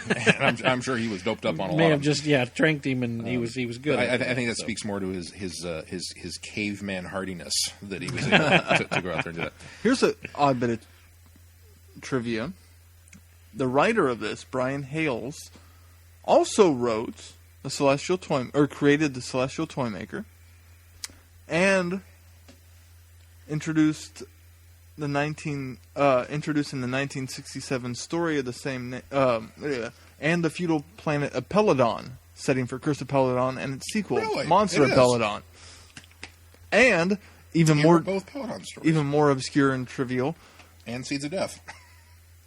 Really, he's the Ice Warrior guy. He's the Ice Warrior guy. Apparently, this doesn't list that one. Well, Seeds of Death was written with him and Terrence Dix, according to the credits. But I think a lot of times it is probably a Terrence Dix story, but because they were reutilizing a creation from somebody else, they gave him credit. Probably is what happens a lot of times. His final screenplay was for Arabian Adventure, which he completed shortly before his death. The novelization of the film was written by Keith Miles. Whoa! Yeah, that's pretty cool. In 1979. Wow! Even before you were born, you were writing novels. Serendipitous. And then it was dedicated to his memory. Also, big, huge Star Trek shout out to the miniskirts that were worn by the technicians in this episode. The outfits were totally Star Trek. Very Star Trek. I would agree. And there's some hot women. You just need to prop them up outside. They'll keep the Glacier away, because there's no worries there. I was really enamored with this story. I thought everything worked. Now, the one disappointment, if I'm going to nitpick it, is that for the titular monster, the Ice Warriors, I felt like we still don't really get to know much about them. No, we know really they're from don't. Mars. We know that they crashed. We know that they require a cool climate. But not apparently a too warm of one, and not too cold of one, because they froze in the ice. Well, they survived, but they froze. They survived. Well, but and you turn up the heating and they slow down. They don't even slow down; they pass out. I like the fact that that's their Achilles heel. I like the fact that there is a way to defeat them, and we focus on that at least twice, because we revisit that in Seeds of Death as well. And even in the Peladons. In the second one, in Monster of Peladon. Oh, they did. Yeah. That's right. I'd forgotten about that. That's right. They revisited that as well. I actually kind of enjoyed the Ice Warriors. to a point. It was nice to kind see of them as unique, warriors. Yeah, they're because we watched these out of order. That's right. They're unique adversaries. I don't know that you could. This is one of the ones that I would be curious for them to bring back. I would love and to see see what they would that. do. I don't know that it would be easy to Might not do. though. translate This would be I don't. This one would be a tough one. This would be one where I think you'd have to go like the Silurians and really change their physiology, change the dynamic of them. And if what Star they're- Trek can bring back the Gorn in Enterprise, granted they didn't change their physiology that much. Yeah, they still looked kind of the same, but yeah, I don't know. I I'd would love love for them to to see attempt it. it, but Very I don't know that it would work. In fact, I think that's why we only get a fleeting reference to them in Waters of Mars, because I think they looked at it and realized the difficulty it would be to realize them in modern day without changing them too much. So, I think from the Waters of Mars standpoint, I think that's probably more just Russell T Davies throwing us a nugget of the past because we're on Mars. So obviously we have to mention them, although we don't when we go to Mars in Pyramids of Mars. that's Yeah, true. that's very true. Yeah, we don't. Mars is apparently riddled and honeycombed with tombs because there's a bunch of ice warrior hideouts all over the planet and Sutek's hanging out in one of them. So, Yeah. they're just all over the place. That's true. We should go to Mars. You hear that? There is Why? life So we on can get Mars. invaded later? You hear that? Get on it. No reason. Anything else we want to say about Ice Warriors? I kind of agree with your nitpicking. I would almost wish to have known a bit more history of the Ice Warriors so, going into it. Or not going into it, explained in the story. I think anybody that can get a hold of a copy of this and watch it, I think Absolutely. they would be very pleased. It's This is ironic in one of most the- ways. I think this is also one of those that'll easily be animated later as well. Yeah. Oh, Missing I could stories, see that. since there's only 2 missing. I think it's ironic in a way that of all of the villains that we've come across with our archives that we've done the origin stories for, the Daleks have the most extensive, expansive, well put together, regardless of which version of it you're going with, backstory. And yet they're the villains that realistically don't need it. Mm-hmm. I mean, true. if this is Doctor Who. You just put a robot on screen and have it crash through a wall and start blasting people, screaming "exterminate!" You're there. You don't need anything else with it. All of the rest of these, the Cybermen, the Ice Warriors, the Sontaran, they've all got such interesting cultural backgrounds, and we get just samples of it. Yeah. And it's like, man, I wish we could really delve into the why does your society work that way. So. Yeah. We need a Genesis of the Ice Warriors. A Genesis of the Ice Warriors would be right. And Get they on do that, cover Stephen them Moffat. pretty extensively in a Big Finish. They do come which back frequently in Big Finish. we might be remiss to mention if we didn't mention that there are a lot of Ice Warrior stories that Big Finish has tackled.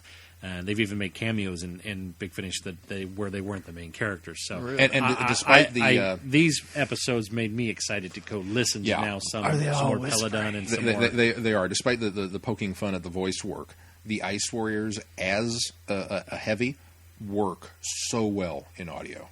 The way that they've laid them out. I've heard 2 or 3 different Ice Warrior stories now. A couple with Paul McGann and one with Peter Davidson. And How they've are they all been very good. How are they to understand when listening to them? Can you understand what they say pretty easily? The Big Finish folk and the writers have wisely Laid off, chopped up the dialogue a little bit, so it's more of a question and answer. Every Great Blue Moon, you will get a monologue from an Ice Warrior, and I find myself starting to nod off a little bit because it's almost hypnotic in the cadence of how they speak. But about that point, somebody will interrupt or something will blow up, so it's not so bad. See, I just finished Embrace the Darkness, and there were whispering characters in that pretty much just talk like that, and it was so hard for me to understand them, what they were saying for the most part. So that makes me nervous about the Ice Warriors audio. The ones that I've heard Big Finish wise, I think honestly have been better vocalized than the visual ones that we've seen. So that's good. If that helps, it's kind of like they took the best elements of it and went on. So moving right along. The Seeds of Death. In the late 21st century, the human race has become totally dependent on tea mats. A revolutionary Sorry. A revolutionary form of instant travel. The Doctor, Jamie, and Zoe arrive on Earth just as T-Mat is suffering a malfunction. Sinister ice warriors from Mars have seized the lunar T-Mat station to launch an invasion of Earth. Their preliminary plan is to transport deadly seed pods that will unleash a fungus capable of absorbing the world's oxygen. The Doctor must race against time to defeat the invaders, or the human race will be doomed to suffocation. Da-na-na! You joined me on that I one. helped you out on that one. You liked it? I did. I liked it. It's not near as good as the Ice Warriors. I thoroughly enjoyed that one better, but I really enjoyed Seeds of Death. From a different perspective of the fact that this has got a lot of fun Second Doctor moments in it. Oh, absolutely. This is Patrick Troughton at his best as the Doctor that I like to watch on screen when the Second Doctor is there. This is almost some of the antics that the Doctor goes through are almost on the verge of too comical. As in the one scene in The Invasion where he's running down the street and jumping and yelling. We get a few of those moments of the Doctor as he's running and going, running through corridors in this as well. The most enjoyable thing about this story is the Doctor in this one, I think, thoroughly. I think Zoe is thoroughly enjoyable in this also. Zoe, to me, is Zoe. I mean, everything I've ever seen Zoe in, she's always kind of the same character. Zoe was the Adric of that day. Oh. No. It just in the sense in the intelligence, that she was the smart kid in the TARDIS. And always was... maybe not put on the same tier as the Doctor, but was always working in tandem with the Doctor on the mathematics of things, on the technical specs of things. I always felt her character was a little... Actually, her and the Doctor almost overshadow or outbalance Jamie because, and this is a very good example, is Jamie goes through this one with next to nothing to do. Yeah, that's true. Except for crawl through the ventilation pipes with the one guy to help. And that was where this episode falls down, is Jamie is way underutilized. I completely and agree. you feel for Jamie. In fact, you can tell that they wrote into it a lot of the lines that Jamie has is, well, I don't understand, or what do I do?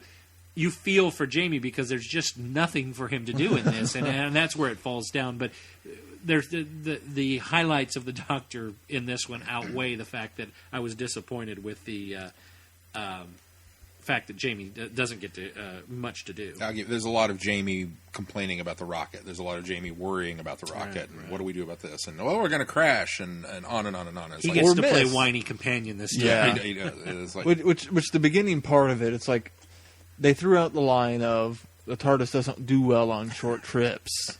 Yeah. Which I completely believe is the Doctor saying, I can't fully control this thing. Yeah, I'm afraid if I tried to land on the moon, I'd land on Io, Jupiter's moon, or something, something to that effect. Or 500 years in the future. Yeah, absolutely. And yet it's right place, wrong time, or wrong place, right time. It almost felt like a line to throw out there to extend the story. Well, it's certainly a better way of writing the TARDIS out of the story than dropping it off, over a cliff and not be able to get until the very end of it, as we do later, and as we complained about in some of the Big Finish audios that we listened that's to true. as well. Just fell out the door. Oops. Oh well. Well, we'll find it later. It just seems so. I don't know what if he got up to the moon and got stranded, and the T-Mat couldn't get working again. How he's just going to stay on the moon? How is he going to? That was my worry when they kind of set it up with that. We're going to use the rocket to get up there, and I was like, ugh, why the TARDIS doesn't work on short trips? Ugh, okay, here we go. So we're going to have it's going to take a full episode, 3 or 2 episodes of this to get up there. And really, the rocket ship stuff. They get it fixed. They get it up. They launch it. We get to the moon. It was we get off. fairly I mean, quick. it's still an episode worth of that set. Well, and we get a nice cliffhanger in there in the rocket, as well, which I thought worked well. The fact that the beacon goes off, and I mean that is a neat setup of a cliffhanger. Is oh no, we can't hear the beacon. We're going to end up, in orbit around the sun here if we splattered all over a mountain range. Absolutely, I loved that. I thought that was a fantastic way to set up a cliffhanger. But yeah, the rocket ship stuff. It surprised me at. It literally was a let's move the plot along from point A to point B. I mean, and that's what it did. then we get there, and it's kind of still in the back of the mind because now we're going to use it to evacuate everybody. Oh, there's ice warriors here. There's a problem. Blah blah blah. But yet, wait, look, we got up here, and a T-mat's working. I would have been so angry. At least it wasn't a 3-day trip. That's It true. wasn't like these guys were going through the Apollo 13 stuck in this capsule. And obviously rocketry has advanced so much because they didn't need spacesuits or helmets or what do you need to captain this thing? Kettle and some string. Yeah, kettle, some string, and a headset was pretty much it. So once they get to the moon, it moves along pretty good. I agree with you. Jamie's really not given much to do in that. He does get to save the day at the end, which was nice. Yes. The kind of the final episodes with running around at the weather station and that Right. stuff. He finally gets a few things to do, and he does go back and winds up saving the Doctor. That was the crowning that's the moment. crowning Yes, moment the fact for that Jamie. He and it was almost it felt calculated in the sense of it was nice to have that. Oh, Jamie has nothing to do. Jamie has nothing to do. Jamie has nothing to do. Here's what Jamie does well. Yeah. It almost made that moment better by subduing his character throughout this whole thing. And so when he does do it, he almost shines a little more. Well, and we talked a little bit about it here during Friday Night, the difference between Zoe being such an intellectual brain and Jamie being the pseudo-barbarian. Mm-hmm. He's kind of the Leela. Well, it didn't dawn on me until Friday night that he is. He's very much this was a companion pairing that I had seen before. Obviously, this was the first go around for it, and that not only do we have Leela coming in as barbarian, but then we later partner her with K9 and kind of give her a super brain to kick around with. And so I didn't realize Sort of how the same much formula reused. Yeah, I didn't realize how much of the Jamie Zoe dynamic there was later in what I had been exposed to with Tom Baker. So I thought that was really interesting once it was pointed out. Mel's the one that actually came up with that. But I know there have been some complaints around the campfire here, and I imagine, I don't know for sure, I imagine you're going to be one of them. The actual quote-unquote invasion. Let's beam the seed pods down and soap bubbles pour out and start taking over the planet. I liked it. I thought that was really cool and a lot of fun. And when the first one blew up and it didn't do anything, it was just gas. It was like, oh, what the heck? And then once they showed some of these exterior shots of these soap bubbles going off and things pouring out of them and creating more soap bubbles, it was like, oh, that's really kind of very 50s sci-fi. That's scary. exactly what I took away from it. I'm glad you said that because the concept of it all I wasn't too impressed with because it really feels like it falls down on, well, these seed pods come down. They're so menacing. We're not sure what they're going to do. What are they going to do? One goes off. Doctor revives from it. Somebody on Earth. One goes off. He does it. So you expect them to explain why the Doctor was able to overcome this when it sucked the oxygen out, but they don't really ever explain that. So Yeah, I thought, it could have used a line about his Time Lord respiratory so system. my thought then goes to, well, more evidence to the fact of in Doctor the Within the Wardrobe. Yeah, that he can hold his breath for a long time. The other thing was still passed out for 3 episodes. It wasn't passed out that long. He went on holiday. There's enough time to go to Barcelona and back. I don't know where Patrick Troughton The other thing about it is then you're formulating the idea of, okay, did these spores implant something in the respiratory system, and that's going to hatch something later? And no, that's not it.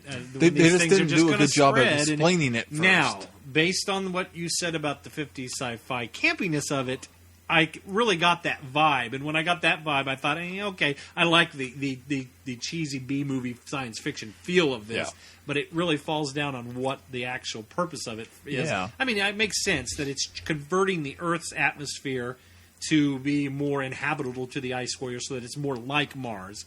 It's a good dynamic. It's a good device. But the other thing that I have a problem with this story altogether is, A, they've got this TMAT system that they use to distribute food around the world. How did we suddenly start having food shortages in 12 hours? I mean, come on. We're not really I noticed we're not that really too. in as much dire straits as this computer's making us sound like. Suddenly we're all cut off on food supply for 12 for a day, half a day. I mean, how much? I think I tweeted, how long have they been cut off now? Yeah, exactly. I mean, it's just This is an interesting was thing. bizarre. We took a serious discussion at one point in time of transporter technology, and I guarantee you, they will never develop and license a transporter or a TMAT system the way that it has been portrayed in science fiction. Oh, yeah. And here's the reasoning for it. You invent a transporter. Boom, I've got it. It's done. Okay. Look at what you have now ceased to exist. Automobiles. The entire automobile industry from start to finish. Gone. Because there's no reason for it. If you can beam to work, you don't need a car. airplanes. Travel. Hotels. Why stay somewhere when you can come home at the end of the night and go back the next day? Yeah.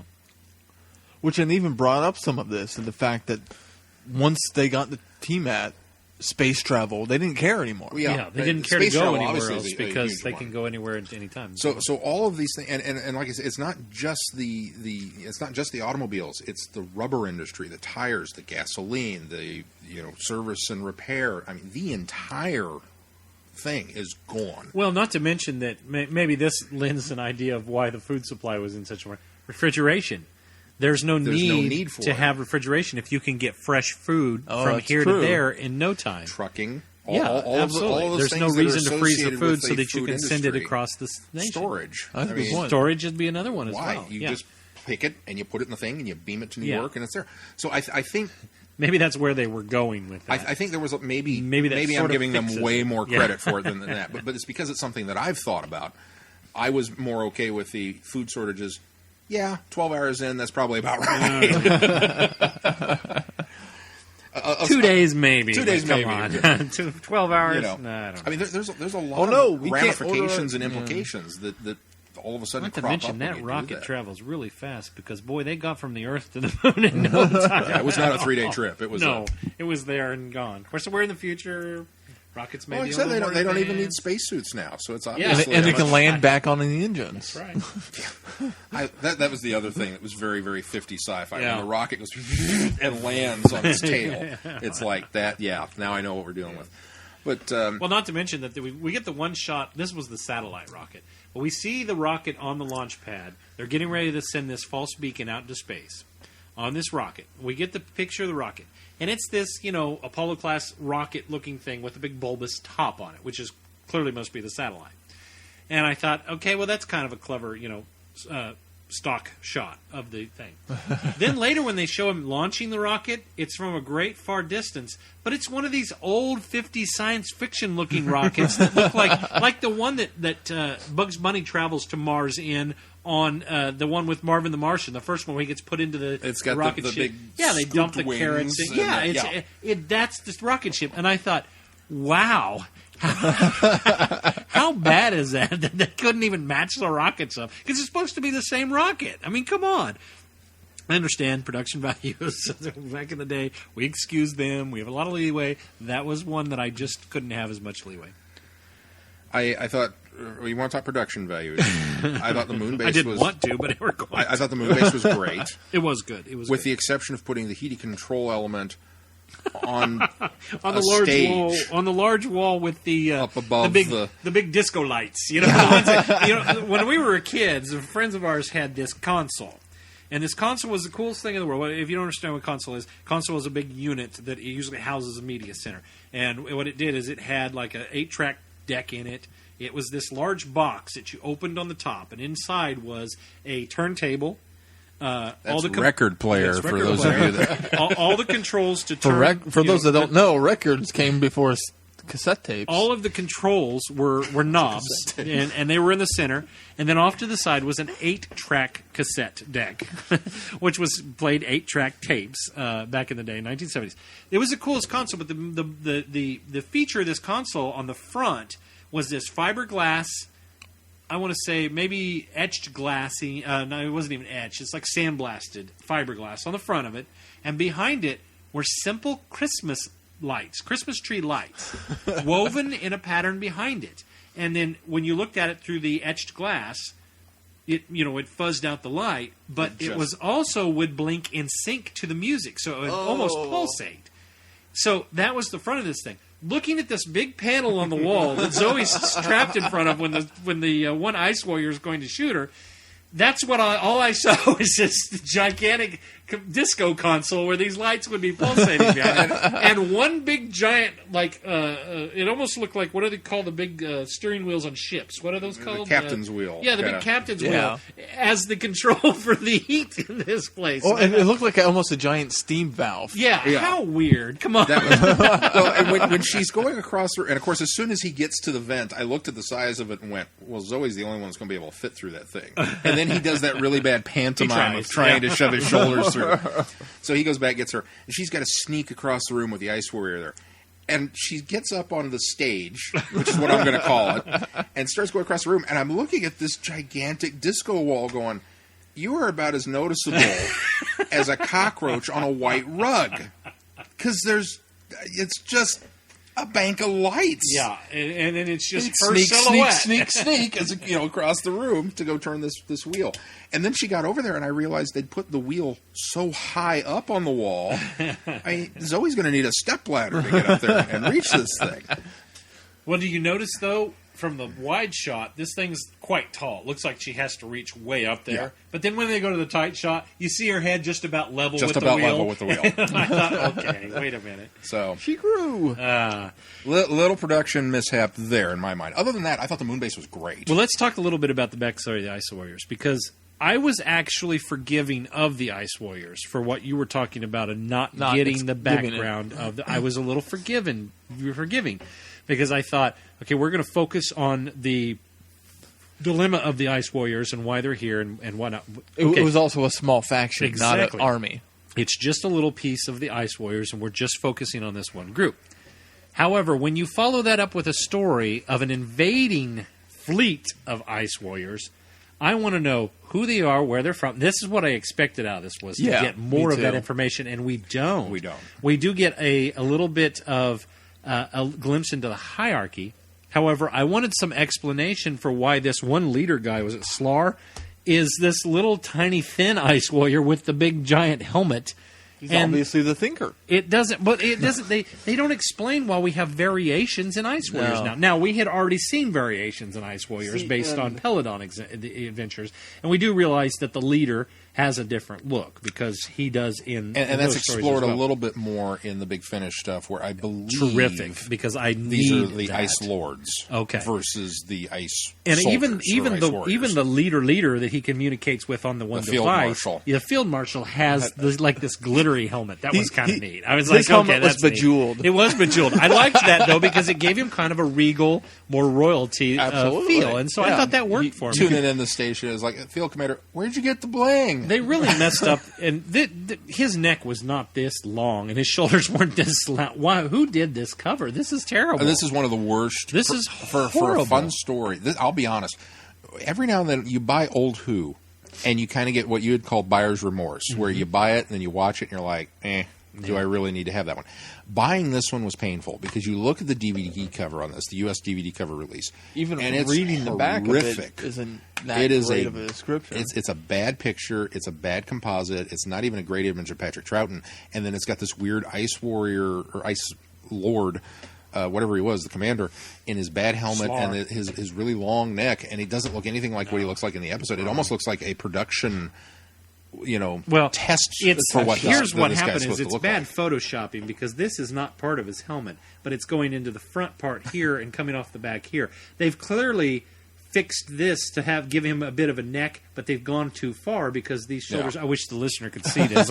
We're talking about this cover that nobody Google can it. see. Go Google his cover because actually go to our website because it's on there. It's on the website. It's terrible. It's a bad cover. I'm sorry. I shouldn't pick on that because that has nothing to do with the episode. But it was one of those things where going into it, I mean, they put these covers together to promote the movie. Yeah. Which was the old adage when I worked in the video store. We always used to joke, beware of the shiny cover. Because if it's not always a great movie. If a videotape came out and it had the foil lenticular cover, 9 times out of 10 it was an absolute piece of junk. And I set watch and warrant by it. If it's got a shiny cover, it's a bad movie. And we joked about it incessantly at the video stores. So when I saw this arrive, well, obviously I saw it on Amazon when I ordered it, but when I saw it arrive and pulled it out, it was kind of one of those, I guess we're going to have to watch that one now because I put it on the schedule. I mean, it was not an awe-inspiring cover. Yeah. And then you get into the story, and the story is really much, much better, I think, than the sum of its parts. But it's not without problems. And the Ice Warriors in general, I think, that's part of it. Because we've recycled the suits. I think they're the same suits through all 4 of these stories. But the Lord, whoever the commander of the unit is, seems to, as with many things in Who, they come out with one design, and it looks okay. And then when they bring it back 6-7 years later and then 2 Doctors later, it is degraded to the point where it's like they couldn't recapture that original look, so they slapped some paper mache on it and called it good. Right. All of the Ice Warriors, as these stories progress, look worse and worse and worse for wear. They really do. Well, and another thing they don't explain, and we didn't have that problem in this one, but we do have the 2 varying helmets in the Ice Warriors, where we've got the ones with the larger heads and small. I kept mentioning that whole night we were watching it. Okay. And even with the Peladons, we did sort of fix the fact that we thought that they were different. We retconned helmets. it in our minds, in the fact that you retconned it in your not mind. retconning, but well, I posed the thought during the Ice Warriors that what if what we see of them, of course, it kind of gets taken away with the Ice Lords. that's the problem that I have with that. Yeah, but go ahead, explain. But the Ice Warriors, what we see are spacesuits. It's all just armor and a helmet, and that's not what they really look like. That's why there's hair coming out of varying parts of their bodies, because it's not just the neck; it's the arms, and they do have it around the collars and the that's in order to breathe on other planets. They would need some sort of helmet or something. Now, the talking mouth kind of, okay, how does that work? It's not a perfect theory. And, of course, the Ice Lords take that away. But that's how... they don't have that at all. I mean, their whole open... the face and they don't even have a suit. No, not at all. He's in like a little tight... He's in like latex. Yeah, latex suit is what it looks like. He's not even scaly like the others. And and that's what lends to the fact that might be an outer shell that they use as a protective suit as well. But I'd love some background on the Ice Warriors to find out the physiology and how they work. And, that's the what was missing of from all of these Ice Warrior stories. It just, you look at it and you think they did a good job of coming up with something imaginative, something different, something that looked different and made you. They tried to wow you with the look. Yeah. Problem is, then they don't go in. I mean, even the Daleks and the Cybermen, we know why they look the way they are. Yeah. The Sontarans, for that matter, we know why they all look the same. Exactly. We know, they even, at some point in one story, I can't remember what it was, talk about why they're all so short. Because of the gravity on Sontar is so much greater. Much greater that they just don't grow very tall. I also just had a thought about the helmet size. You agree that these are organic creatures? Yeah, absolutely. That aren't being forced into whatever body, like a Dalek or a Cyberman. Right. Organic creatures vary in size. Well, why can't Ice Warriors? I suppose that's true, but on the flip side, your head's not that much bigger than mine. Sean's head's not that much bigger. These were, if it was small variations, I wouldn't have had a problem with it. Some of them were like, I guess I almost thought that the shoulders were also taller, so the head seemed bigger. Well, and that's the other thing is the Ice Warriors are these huge, tall, lumbering things in the Ice Warriors, and then in Seeds of Death, we've got some that are almost the same height as our characters. So that was kind of weird too that they did away with the. Aren't you a little short to be an Ice Warrior? Yeah, and they did away with that a bit. And I thought that was kind of interesting as well, but. We're kind of dwelling on the things that were. I mean, it was still an enjoyable story. Yeah, it was fine. It's among the top of the Patrick Troughtons that are available. I think so too. Yeah, it's certainly. I don't know. I would agree it's in the top 3. I mean, it's a fun story. I still enjoy his Cyberman stories better. Me too. That's what I was thinking. It was topping it. But then I'm gonna have a man crush. Those quirks were awesome. The quirks were not awesome. They were better than the Dominators. I don't think so. Marginally. One of my favorite shots in this, going back to the 50s feel, is when the lone Ice Warrior has escaped from transmat control, and he literally lumbers up over the hill in that park. and the music's playing, and it's almost like the sun is shining behind him. It feels so 50s because it's all black and white. It's just the silhouette of this thing lumbering across the lawn, and the music's playing and everything like that. And the other part of it, going back to what you had said about how enjoyable Patrick Troughton is, and that is the key, regardless of what we don't get with the Ice Warriors or what works or what doesn't with the Towns Met. Patrick Troughton is the key to making this an enjoyable story. He's so enjoyable. And when he falls down in the soap suds, a few times, there at the, I think it's right there outside the door of the weather station. When he's pounding on the door, and he tears around the corner to pound on the door, and whoop, boom, and disappears completely in the soap suds, and then pops back up and isn't covered as much in the soap suds. I died. By the way, this is I'm going to clarify this now because now that I've seen all of these pieces, and for the longest time I kept telling Sean, you had one of these on VHS, you had one of these on VHS. This finally is it, because when I saw the soap suds and the when he devises the first thing it keyed in, and I remembered it, was when he devises the trap, the one guy that's hiding in the space station. The John base. McClane? Yeah.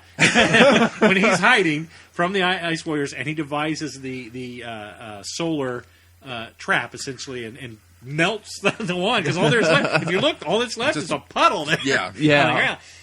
When he does that, I went, oh, I totally remember this. This is the one that you would own. So I had bought seen it twice with bad covers. This is my second viewing of this, by the way. So, did you think it was that guy? Seeds of Doom, but you never watched the VHS tape, so you don't know. Yeah. That guy was our hero. He was totally. He was so awesome. It was like, here's this random technician who escapes and hides out and sets up the thing, and he's trying to contact Earth, and he's trying to do the right thing, and he's got a defense system, and he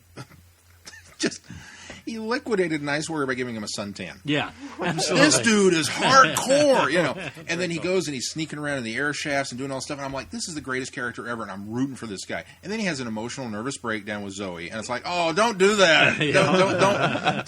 Don't take that away from him. He's had a lot, though. He's had to endure a lot. Okay, we'll give him that. And then we get to the thing, and he's hiding in the air shaft. Zoe gets captured. The thing turns around, blam, and it's almost off camera. He doesn't even have he doesn't get a great death scene. He doesn't get a heroic, noble death or anything. I was like, how could you do that to this poor nameless technician? I sort of thought the same thing. I think he was named. I don't remember now. He was such a great, enjoyable character for this. I mean, without this guy, nothing happens, because they had a lot more Ice Warriors to deal with. The ship wouldn't have landed because he's the one that plugged in the, almost shorted it out when he turned on the beam. But I mean, everything. The beacon, he's the reason why the R2-D2 of this story, and whoop, killed him off camera. Yeah, they did. The other thing about this is the guy that keeps doing the whim of the Weaselly guy. Yeah, I was about to mention him.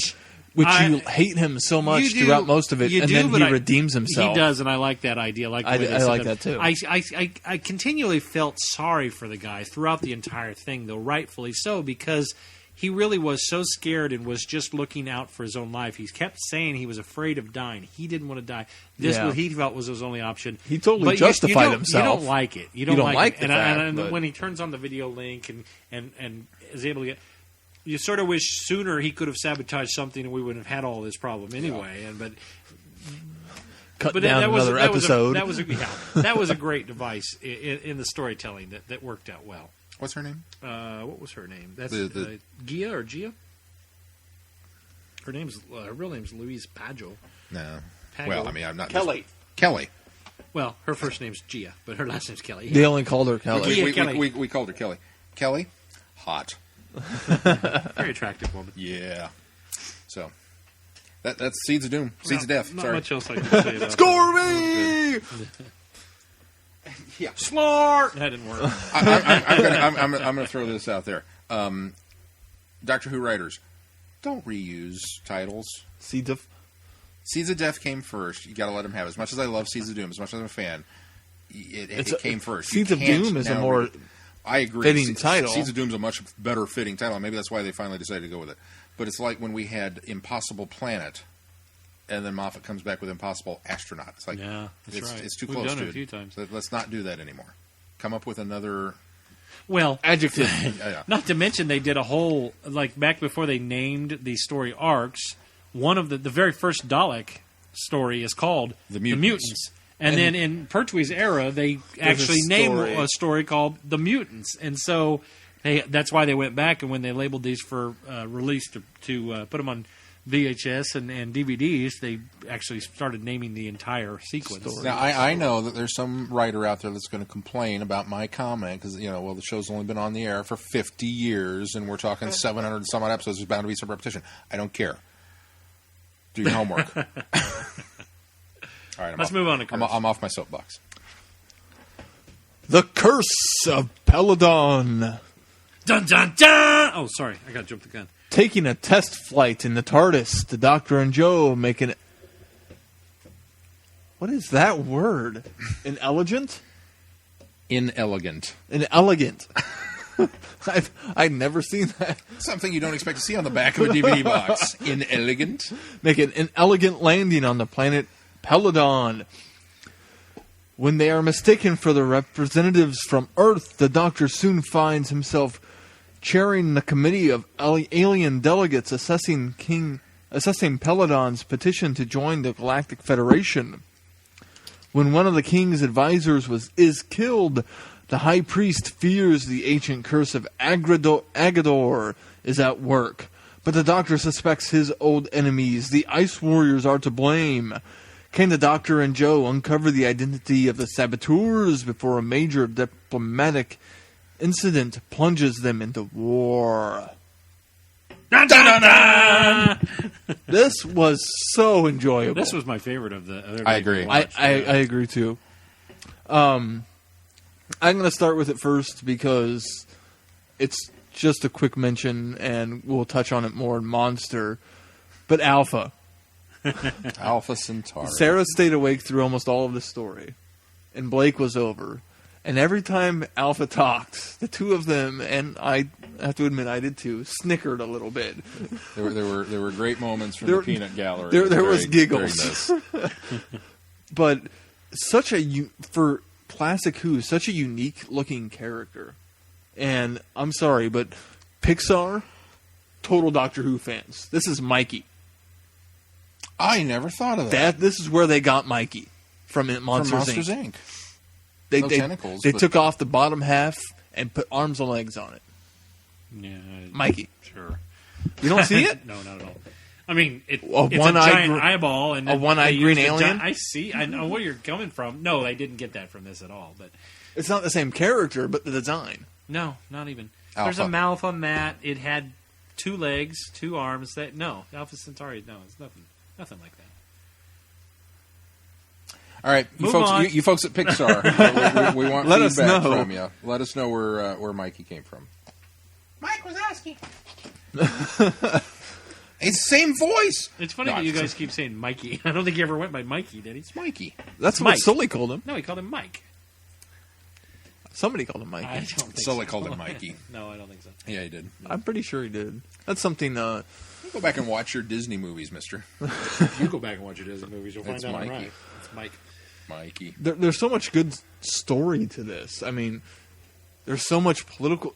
This is one of the political intrigue stories that you don't get bogged down in and bored with, because there's so much going on, and then throwing in the Agador on top of it, which Pertwee's Irish lullaby singing. Such a great element. So much. Venetian. Lullaby. I'm Thank sorry, you. Bing sang that too, so I know it's Irish. It was so fantastic. And then, there's just so much good with this. It almost feels like End of the World. We get introduced to a variety of aliens that have each a unique look. The Ice Warriors to the head in the jar, essentially, to Alpha, and then the humans. We've established to be a member of the Federation, you have to be green. Yeah. I really enjoyed this one. This one fires on all cylinders. It is an enjoyable Who story. It's got great moments for Pertwee that play to his strengths as the Doctor. Oh, and his pit fighting. His pit fighting was awesome. The lullaby was awesome. The tongue-in-cheek nature with which he played off we're the representatives from Earth. Yeah. Go with it, Joe. and Joe totally goes with it. That was a fantastic. And Joe with followed it, as Chrissy mentioned. Right in. Oh, you're the princess and such? Yeah. No, yeah. I want to talk about their chemistry as well, but I've been waiting to talk about this because I have always felt from day one, with maybe the exception of Terry the Autons, where they're getting familiar with each other, and he doesn't feel like he needs another, advisor, and he wants her just to be. He doesn't want another assistant. Exactly. I'm sorry, not advisor, assistant. And they're from after that point on, they really click, and they throw each other these little glances every once in a while, like they have this inside joke or this inside information running between them all the time in all of their stories. And I've really picked up on it as much of the Pertwee as we've watched with Joe, and I really enjoy them on screen together. It's kind of the way Tom Baker and Sarah Jane. Yeah, I enjoy them in the same vein that I enjoy absolutely Tom Baker and Elizabeth Sladen on film. Which, in a way, I almost feel bad that we've shorted Liz some. She was only in a season, though, and I don't think she really got. Yeah, she was in that first season, and she never. Yeah, 4 stories. 4 stories. Okay, I didn't even realize she that never was how really short. gets her feet. I mean, then never mind. I don't feel bad. Yeah, no, we're not sliding. Joe is such a good character. There's more Liz to come. I will say that. Yes, yeah, absolutely. So I really enjoy them, and I really enjoy their chemistry on screen. And as you both have pointed out, this is Pertwee at its best. Mm-hmm. It really is. This is what I love about Pertwee, and I make no qualms about it. Pertwee is my classic Doctor. I love Pertwee, and this is a perfect example of Pertwee. Did you get a real weird vibe, though, where Pertwee's already, when the Ice Warriors show up, he's already ready to accuse them of being the villains behind everything here, just based on his past experiences with the Ice Warriors.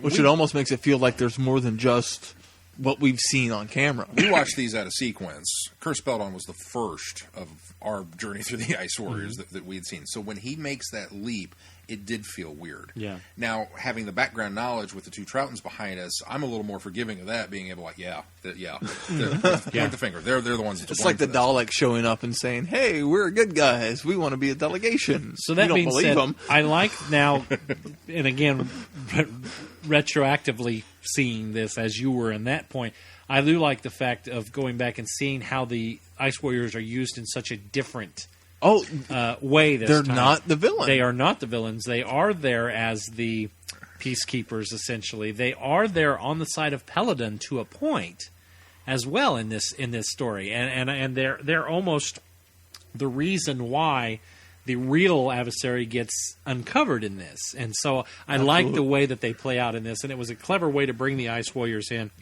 and utilize them in a different way. And however, while still maintaining their MO is still there. They're still very much Ice Warriors. It falls in this down story. later in Monster of Peladon. It almost turns them around back to the other way, which I'm going to touch on that when we get to there, but I maybe I just justified it in my head. Okay. The one thing that I think it's not a deal breaker because I love the story. This was a fantastic romp. It was a lot of fun. How many political intrigue planets have we gotten into where the religious advisor is the culprit? Yeah, all of them. Why? Happens always. Religious culprits are bad. It's more frustrating in Monster than in Curse. Very much so, because we've already been down this road. Yeah, we've been down this road, and it's real replayed and unnecessary at the point we get to Monster. But when he's doing his thing and he's working his magic and he's got his mojo going, and then he lures the Doctor into the temple and catches him, it's like, dude, really? And Pertwee calls him out on that. You really are that afraid of me? Just playing your game, and I love that. It was so awesome. But it's just one thing after another where you just want to scream at the heavens because it's, we saw it with the Aztecs. We saw it with the on and on and on and on. The religious guy is always the one behind it. And I don't know. Maybe that says something for organized religion on other planets. Maybe not. Or planets. Or it's sci-fi's interpretation of organized religion. Biting social commentary. I think a lot of times it is. Yeah, it really is. That was the one frustration. Peladon, as a king, I kept kind of waiting for him to grow a pair. When is this guy going to Apparently royalty on Peladon is lacking. It runs in the family, apparently. Yeah. Well, understanding, though, that this is such a young, primitive society, even in its own right. Yeah. What Wikipedia has called it feudal. Yeah, it still works in that vein, and it almost lends some excuse to the reason why he is the way he is. Yeah. But it's almost like, you expect at some point that he just says, "Hey, look."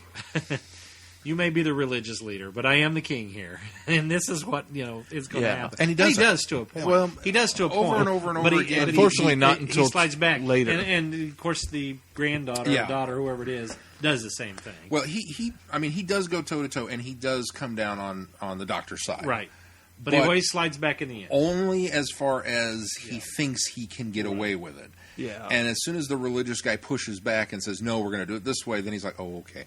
Yeah, you're right. Yes, we can't do that's it. true. It's like, really?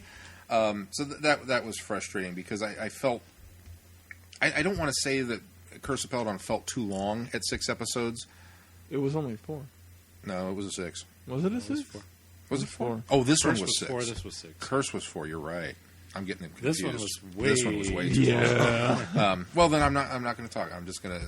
Curse of Peladon was totally enjoyable. Even Agador was. Agador, yes. Cute. I want a plushie Agador now. I love the concept of this scary mythological beast, and then when we get it, it's this can basically be. It's a giant mutant warthog. It's a giant mutant elf.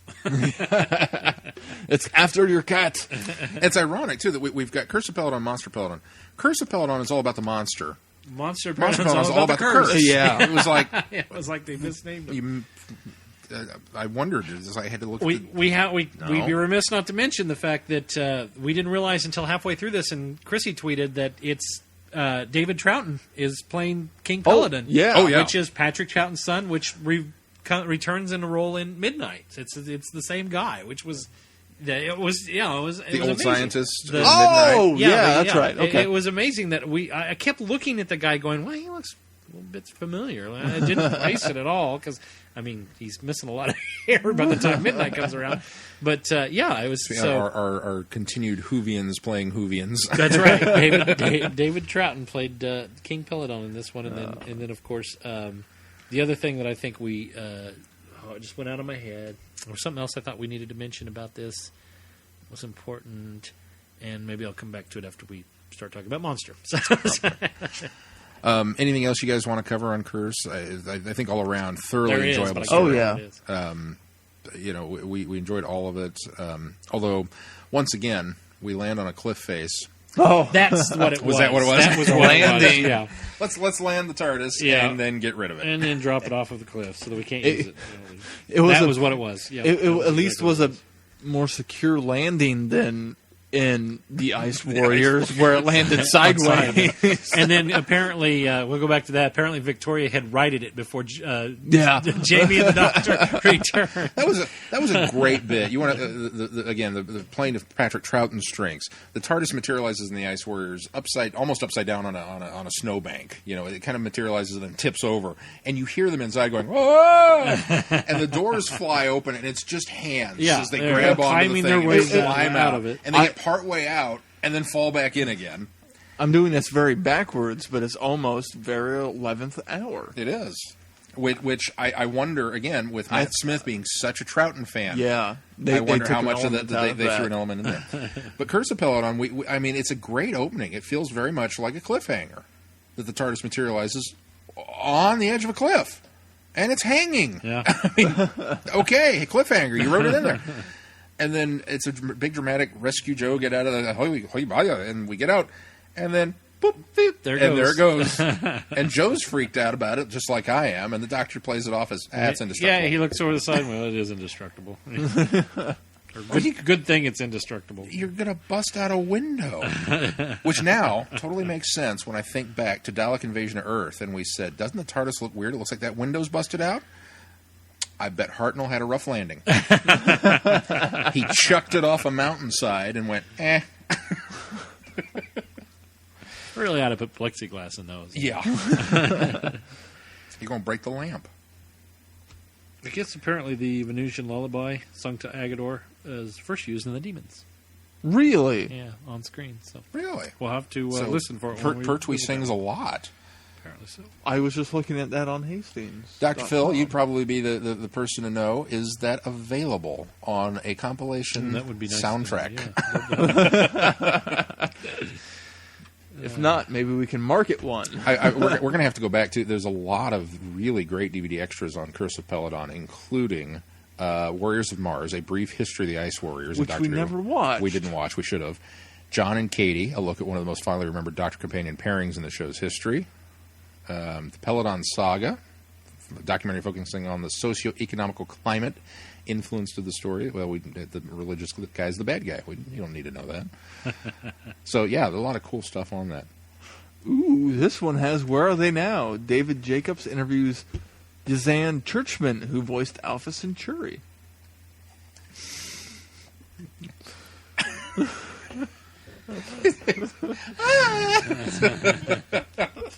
Oh, poor Alpha. Anything else? I feel bad. I feel like we've almost glossed over Curse, but we all enjoyed it so much. There's nothing to pan on it, and there's really, we've touched on all the great elements. We still don't get an explanation for the variations in the Ice Warriors, but oh well.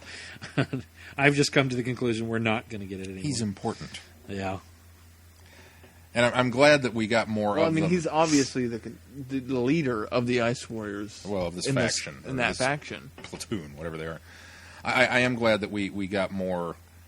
I don't remember if it was. I think it was Monster. The guy's hair sticking out the back, and I totally thought the guy had a mullet. Yes, and it just clamped it down underneath the. But we learned that's actually suit. Part of the Ice Warriors. But apparently that is part of their turtle-like exteriors. Yes. I think one of the things I really appreciated the most about Curse is the fact that Ice Warriors are the enemy. And how many Doctor Who stories do we have where where an enemy shows up and they're not actually the enemy? They're actually on your side. Very few and far between. Not too many, really. And that's one of the reasons I like Curse so much. Honestly, it reminded me a little bit of, just for enjoyment factor, Carnival Monsters. Yeah. It had that same just upbeat romp feel to it. Yeah, it sort of does. Yeah, I would agree. Just a lot of fun. Poor Alpha. Speaking of Alpha, let's move on to Monster of Peladon. When the TARDIS lands 50 years after its first visit to Peladon, the Doctor and Sarah Jane discover a troubled planet ruled by the late King's daughter.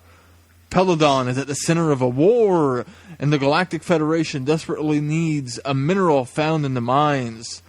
But why is the ghost of Agrador killing miners, and why can't everyone be trusted? Why can't we all be friends? Quintarelia needs the Doctor's help to find out. Da-na-na. Dun, Dun dun dun. dun, dun. It's not that Monster Peladon's a bad story. There are some really great elements of it. There are some really, really great elements of it. And I was so looking forward after Curse. I couldn't wait. It was like, yeah, bring back Peladon, here we go. And we get back into it. And Sarah Jane's there. So this is an added bonus. All right? And we get there, and it's just more of the same. It really doesn't... It feels almost like they negated everything from the first episode because we've still got the same feudal setup. It's 50 years later, and society has fallen back to its old ways.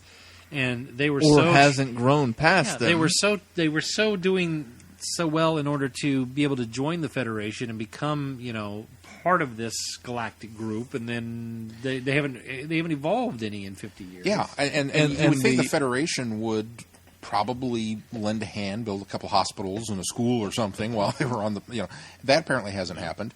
We get these tales, at least during the story, I'm led to believe that King Peladon had a good long reign and was a good king. Yeah. And whatever accident claimed him and left his daughter on the throne, that she wasn't ready for it. Obviously, yeah. Which leads to the religious advisor being more apparently puppeteering and bad than in the first one. He's obviously been influencing her from day one. Yes. And I don't know how much of that was. Well, I think she's more ready to to accept guidance because she is so unsure of herself. Well, and unsure of herself and the society. I wouldn't surprise me if this was the first queen this society has had. I think it was. Didn't they say that? It was, yeah. Oh, was it? Because Okay. that's kind of going back to the draconian, Yeah. And then the Sarah Jane which stuff, does apply in this, but Yeah, well, it would have been another male had the king had a son. a son, and she makes comment to that he never had a son, so she was took the throne. And all the stuff with her and Sarah Jane about women's lib, fantastic. that's fantastic. Who better to explain women's lib than the ultimate companion, Sarah Jane? Yeah. I mean, I loved those parts. And then Sarah Jane with Alpha were fantastic. And the fact that Sarah was so terrified of Alpha at first, and then grew to like it, and just their chemistry together was fantastic. Also, Her comment, "There's nothing just about being a girl." Is that how it was? Yeah. Yeah. That just vintage Sarah Jane.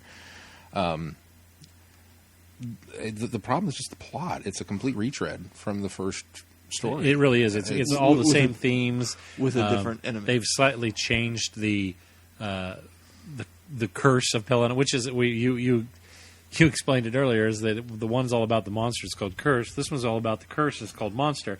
And the curse is the fact that they believe that the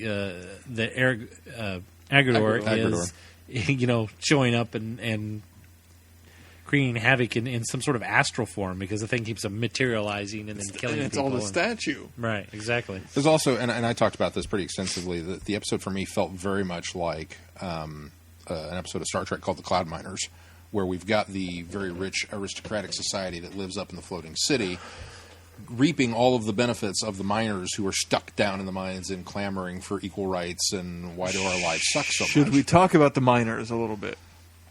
Well, they're underage, but And how much the hair began overseeding their faces. the first Peladon story had some laughable but interesting facial hair going on, And just hairstyles. The I mean- hairstyle was it swept up and they had the little streaks down the side. It wasn't streaks of white, it was streaks of brown on the sides. Yeah, just kind of little, whew, and it was an interesting look because it was almost like they reversed it. Because most of us get gray around the temples, Yeah. these guys get brown around the temples, and primarily the older males. Yeah. Specifically, that's what was really noticeable in Curse. We get to Monster of Peladon.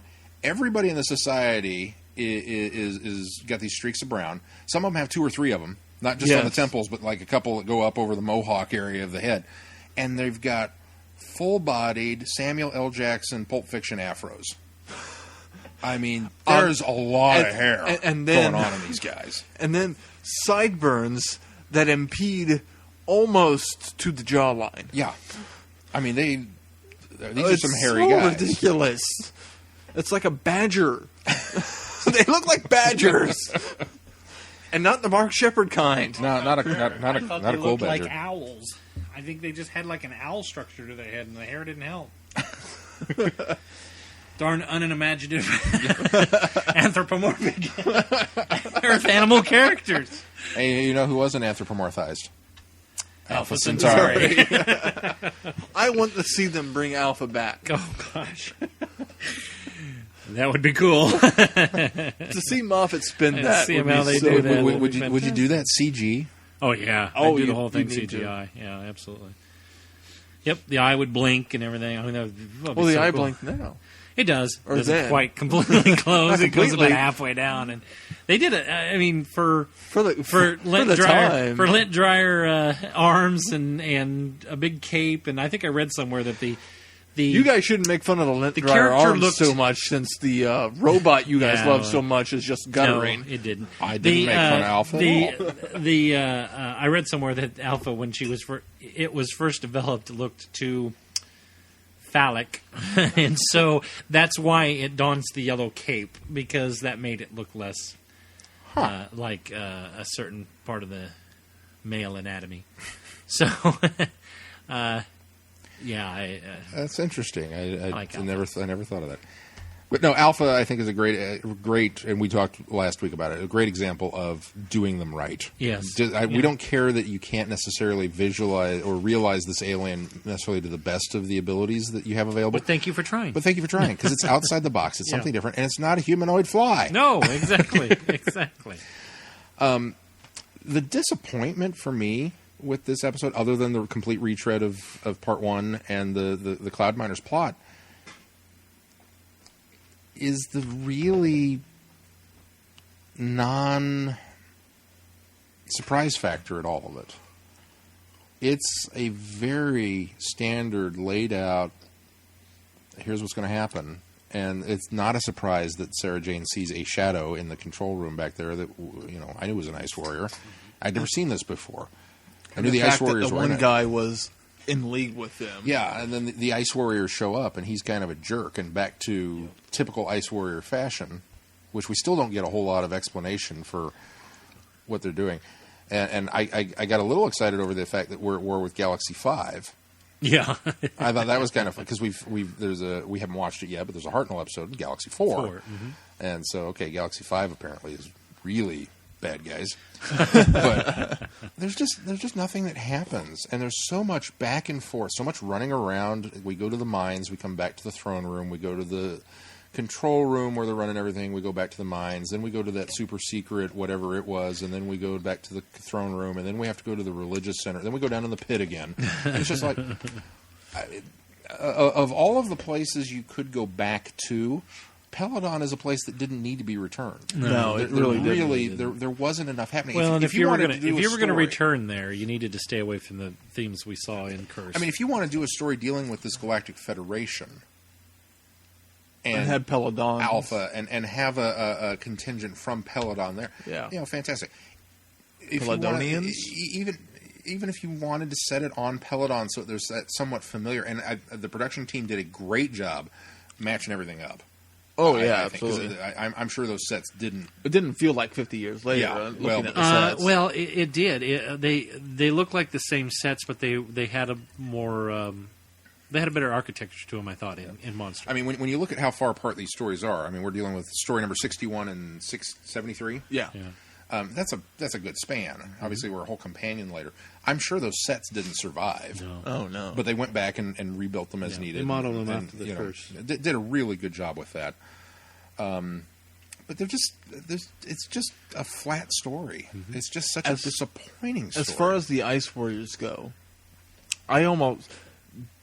you guys mentioned the fact that the Ice Warriors almost take a step back in this story. And I almost get the impression that it's not the Ice Warriors as a species stepping back.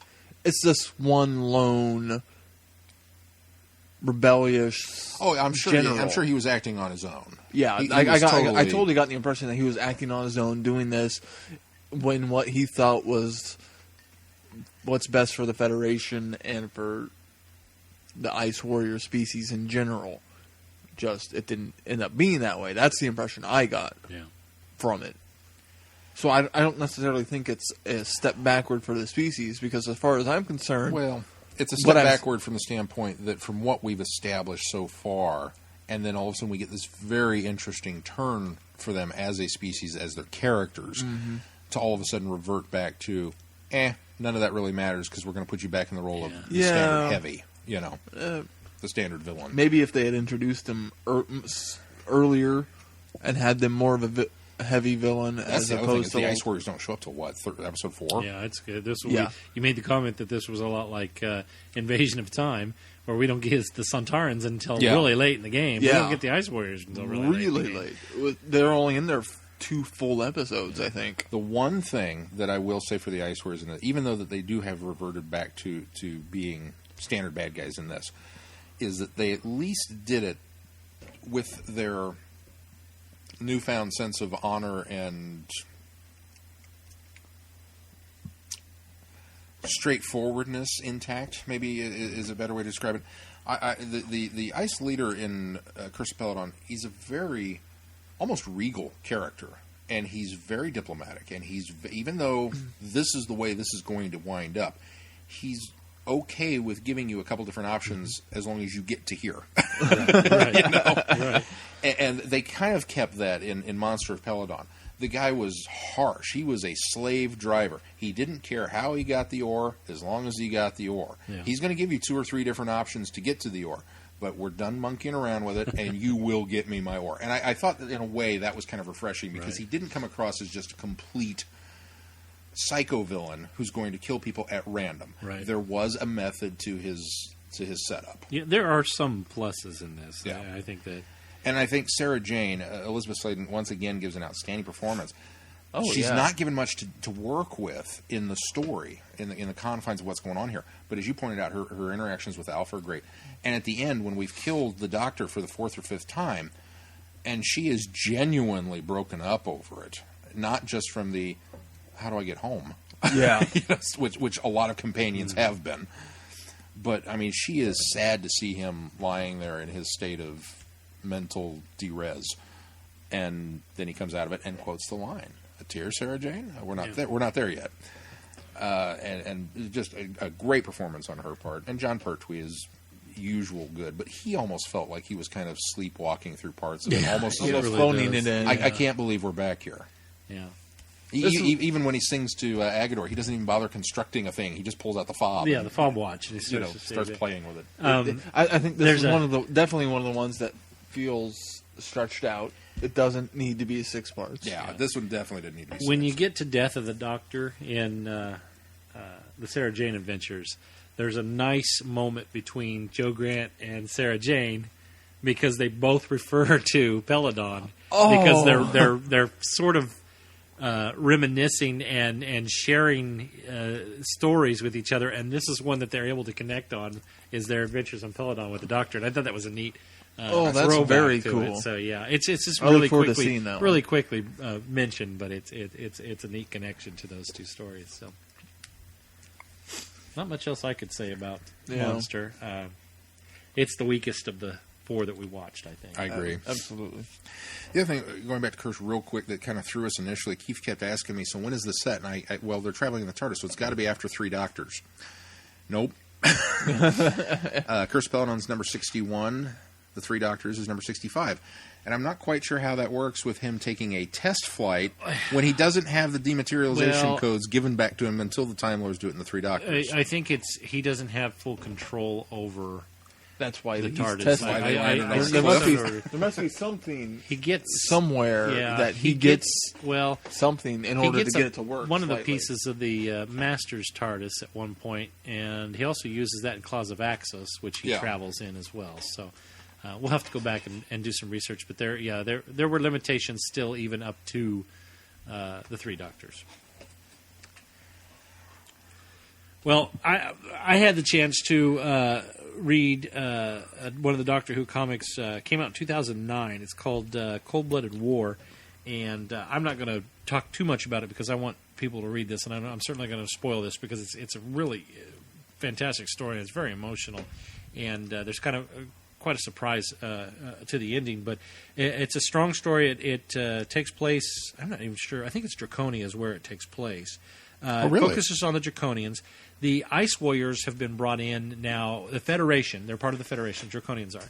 The Ice Warriors have actually been brought in as they are in one of the Peladon stories, Curse of Peladon, as enforcers. Essentially, they're the police. They're in there to kind of curtail peace because there is a warring faction of the Draconians that believe they're feuding essentially within their own society.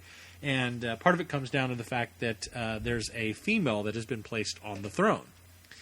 And so there is one faction of the Draconians that believe that she shouldn't be there. There's another that's backing her up. But this society is one that believes in male dominance.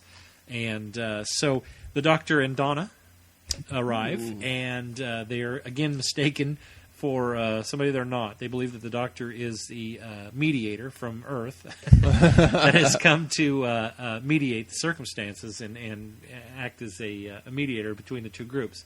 Anyway, it's a fantastic story. The Doctor ends up off trying to work out what's going on with the one group, while Donna is left with the Queen and her group.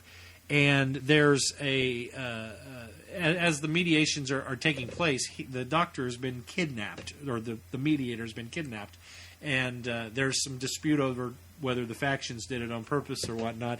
But Donna sort of becomes the pseudo-mediator at one time, and it's interesting because she takes on the Joe Grant role, or I'm sorry, the Sarah Jane role in this sense, where she's talking to the Queen, and and this is you think Sarah Jane was appropriate to be talking to the Queen? Oh, I can only imagine how Donna would do it. Donna is taking the Donna approach to it, which is fantastic and very well done. But it's a very enjoyable story, and if you can ever get a hold of it, like I say, it was released in 2009. I think you guys have copies of it, so if you get a chance to read it, I'll have to. It's IDW, right? It is IDW.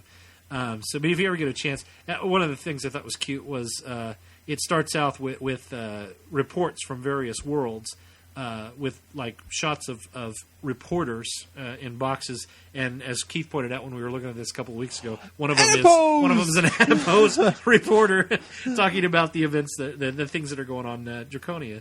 Another thing that I really kind of did a little fanboy squee was when Alpha Centauri makes a quick cameo appearance. Yay! She comes running through, and I can't remember what the context of it was, but she couldn't stick around to talk, and so she just makes a quick appearance and she's gone. But it was a neat nod to have Alpha Centauri in very there, cool. as also still a representative of the Federation from Alpha Centauri. So, See, I think Moffat should totally bring in the Federation. this one works in the sense that the Ice Warriors aren't the heavy. It's the Draconians that we really focus on.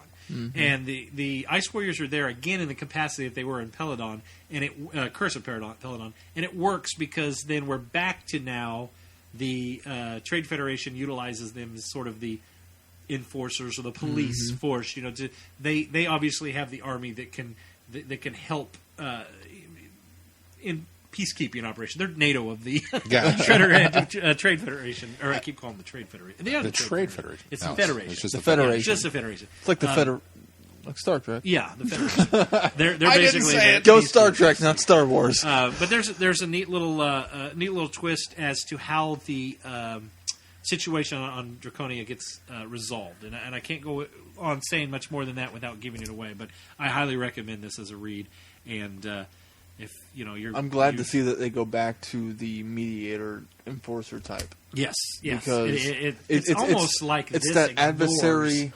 Yeah, it's almost like this ignores the type of Ice Warriors we returned to in Monster of Peladon. So they're still the same mindset that they are in Curse, because they are still the aggressors and we'll do what needs to be done in order to maintain peace. That kind of thing. But it's so Doctor to always hope that one of his adversaries will change its ways. Yes, and Curse and this story does that. To see it happen is so refreshing. awesome, and especially since the Doctor goes into, or going back to Curse, the Doctor goes into Curse already with preconceived notions about the Ice Warriors. It's and almost finding out that they're not what they were. It's almost like the Ice Warriors plant the idea for later down the road that species can change. Right, absolutely. For me, one of the biggest frustrations with preparing this archive, we have 5 stories, right? 5 dealing with the Ice Warriors from Mars, the Ice Warriors on Earth, Seeds of Death on the moon, and Earth. Curse of Peladon. On Peladon. Peladon. Monster of Peladon. On Peladon. Cold-Blooded War. On Draconia. Let's go to Mars! So the Ice Warriors from Mars never hang out on Mars. We never get the Martians on Mars. This displeases me. We should wrap this one up. Maybe that's how Stephen Moffat would fix it if they brought it back. Well, actually get a proper Mars story. They do in Big Finish. I will tell you that. Oh, good. The Ice Warriors are proper from Mars. So, having reviewed a monster bulk of stories here, we have gone a bit long this week, so we should move towards wrapping this up. And thank you for your indulgence. Yeah, absolutely. Did you have any house cleaning you want to do as far as scheduling that's coming up, Sean? Coming up next week for Friday Night Who, which will be house cleaning or housekeeping, I suppose. Either way. You were cleaning as well. I need to clean my house. You were cleaning this week. Our house isn't dirty. No, I'm not even going to go there. Coming up this week on Friday Night Who on the 27th of January, we push play at midnight. The final run of the specials. We're going to watch The End of Time, Part 1 and Part 2, starring David Tennant. Keith will be up to date and finished with the specials at that point. Hopefully.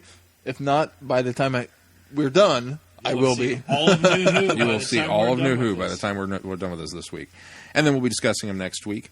Then we've got some fun things coming up, which I won't go into too much detail here because it's still in a state of flux. We're still traveling the vortex to a certain extent, leading up to Galley. So, And we're excited to live vicariously through you, Sean, as you go to Cali, and of course live vicariously through all the other people that will be I don't know how posting and vicariously I'll tweeting be living because I got to look at the plane tickets and it's like, Well, but you know, Speaking of we'll end get of there. time, do you know how it is set up on Netflix?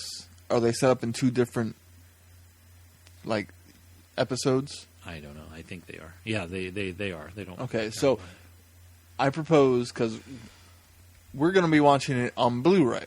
We're going to need to switch discs, Oh, are we? Oh, is it on two separate discs? just like on the DVD. Okay. They did it two separate discs. All right. So we may need to Oh, take a that's true. 5-minute break in between, I think that's quite all right. I mean, because I'll be just checking so it on every- Netflix, so I'll be. just so everyone knows. We most likely will be. I mean, keep an eye on the Twitter feed, and we'll discuss this afterwards. And Yeah, no, I think that's we'll absolutely. Important post it safety on the tip. Friday Night Who. Be warned, there will most likely be a 5-minute pee break. Yeah, Intermission. that works. That works. All right. Anything else, gentlemen? That was it. All right, that's going to do it for us this week. Until next time, I'm Glenn. I'm Sean. I'm Keith. Cheers. Good night, everyone. Be seeing you. Sean didn't have any S's on his. Pause for the beat.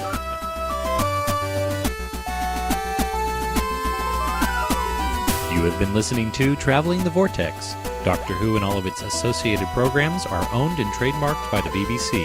No infringement is intended or implied.